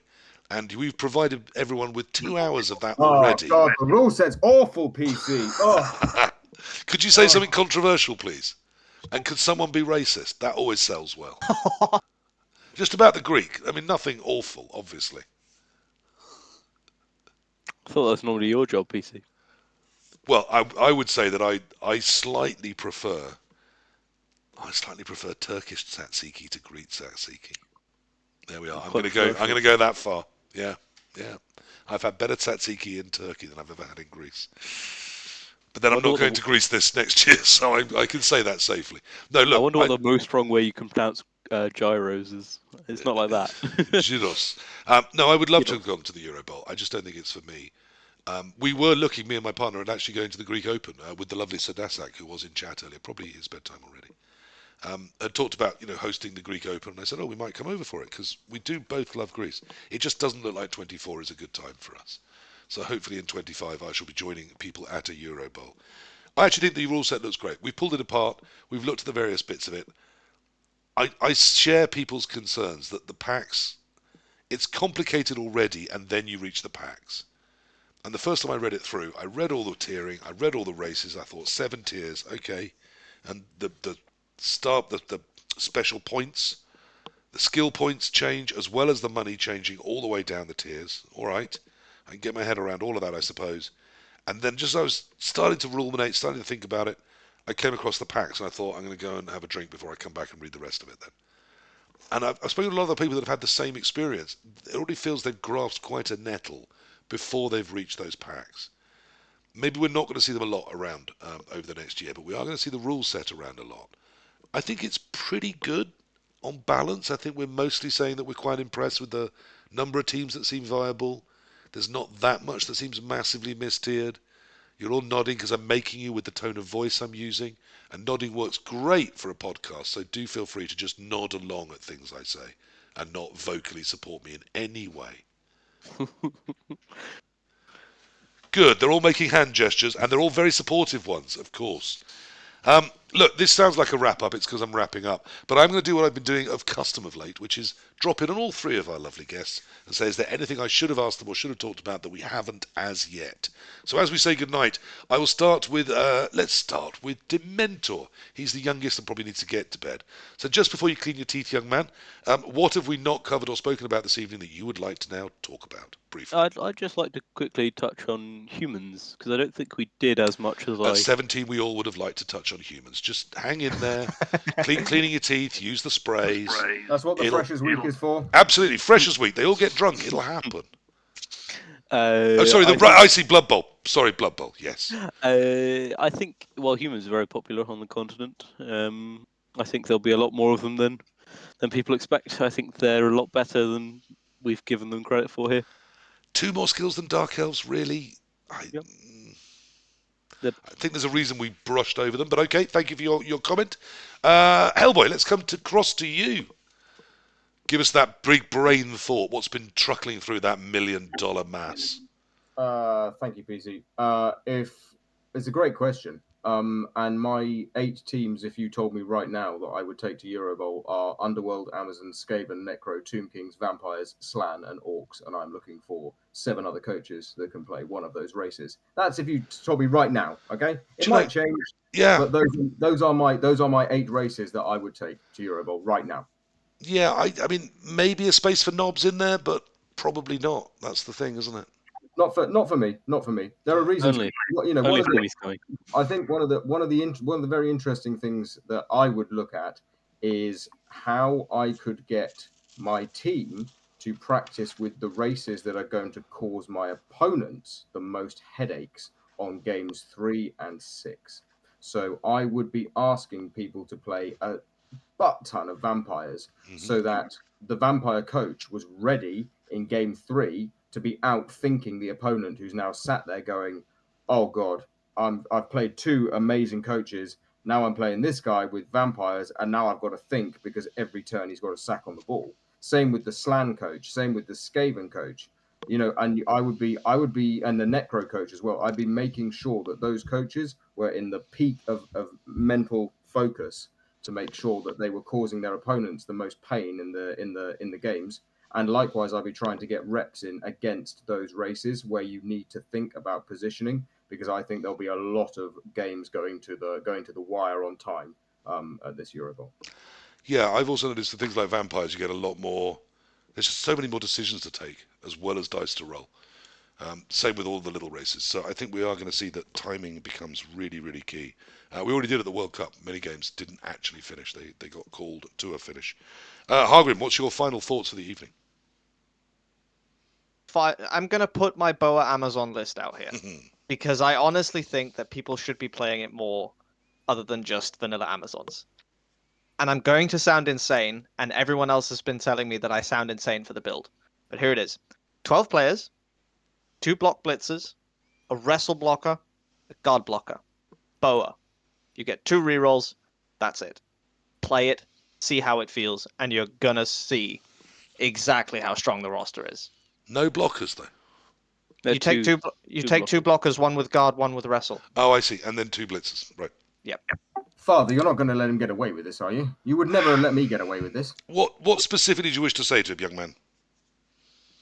No, nothing. I'll play it and see. Sounds hilarious. Like this is. I think whilst Hargrim's suggestion earlier may have sounded a bit tinfoil hat, I think there is something to be said about it being quite refreshing to be looking at as this. I think the one thing that people should take away from this this episode of One World, One Blood Bowl is how much diversity in terms of choices there are, and it is genuinely exciting that where was undead on the table.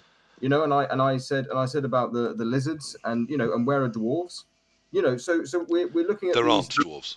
We looked at these stalwart powerhouses of the last 15 years probably of having these races appear in every Eurobowl team, and now we're looking at builds where team building where they might not. They still may be there, and that's absolutely fine.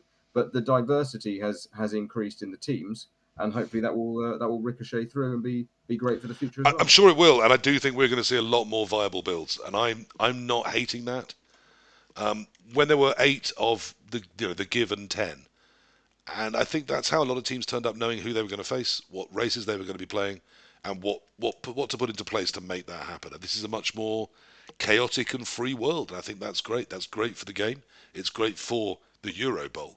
And it means, I think, again, we're going to see some traditional powerhouse races, nations, not doing as well as they might expect to.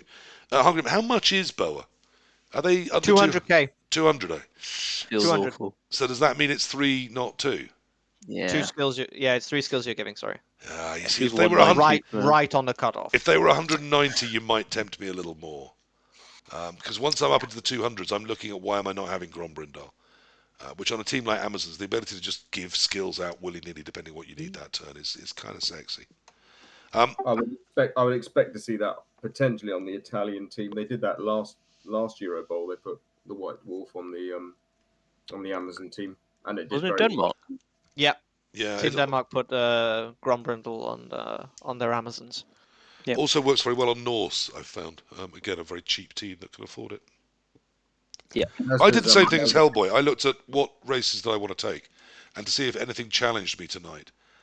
My picks were Dark Elves, because I think you just can't go anywhere without Dark Elves. If you've got 8 races, one of them should be Dark Elves. Similarly, one of them should be Underworld and one of them should be Undead.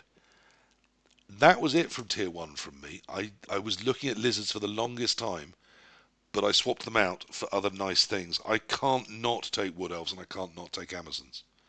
So that gives me 5. I then think Skaven have to go. I think they just one turn so strong in 2020 rules that I think Skaven gives me 6.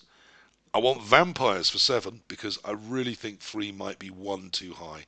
I know lots of people have said they are tiered too high at the moment and that perhaps, too aggressively at the moment and perhaps they're not as good as we're fearing. They might be, though. People get better at facing them. People also get better at using them. I think 3 could be a little too powerful for them. That only leaves me 1 pick, and that pick has to go between Necro and Knobs. No, where's your Slan? Where's your Khemri? And Slan. And Khemri. And of those, I can't justify Knobs. I just think they're too rubbish. Tomb Kings, they may be solid, but I just think there's too many things that can just take the ball away from them. One bad play and they're gone. So that left me deciding between Slan and Necro. I'm no K-Fo. None of us is. I don't think I'm as good with Slan. I'm not sure many are. I think they can be incredibly brilliant, but they can also go wrong so easily. That my 8 was rounded out with Necro. I think they're going to be powerful in this rule set. That's the 8 I would take. But that's why you're on Team England, where Core has taken Slan for you. So there we go. I'm not on Team England. I have not put my name forward, and nor would they have me were I to. They have better coaches than I available to them. Now, that's all we've got time for this evening. That's 2 hours and more. Thank you very much for your time, gentlemen.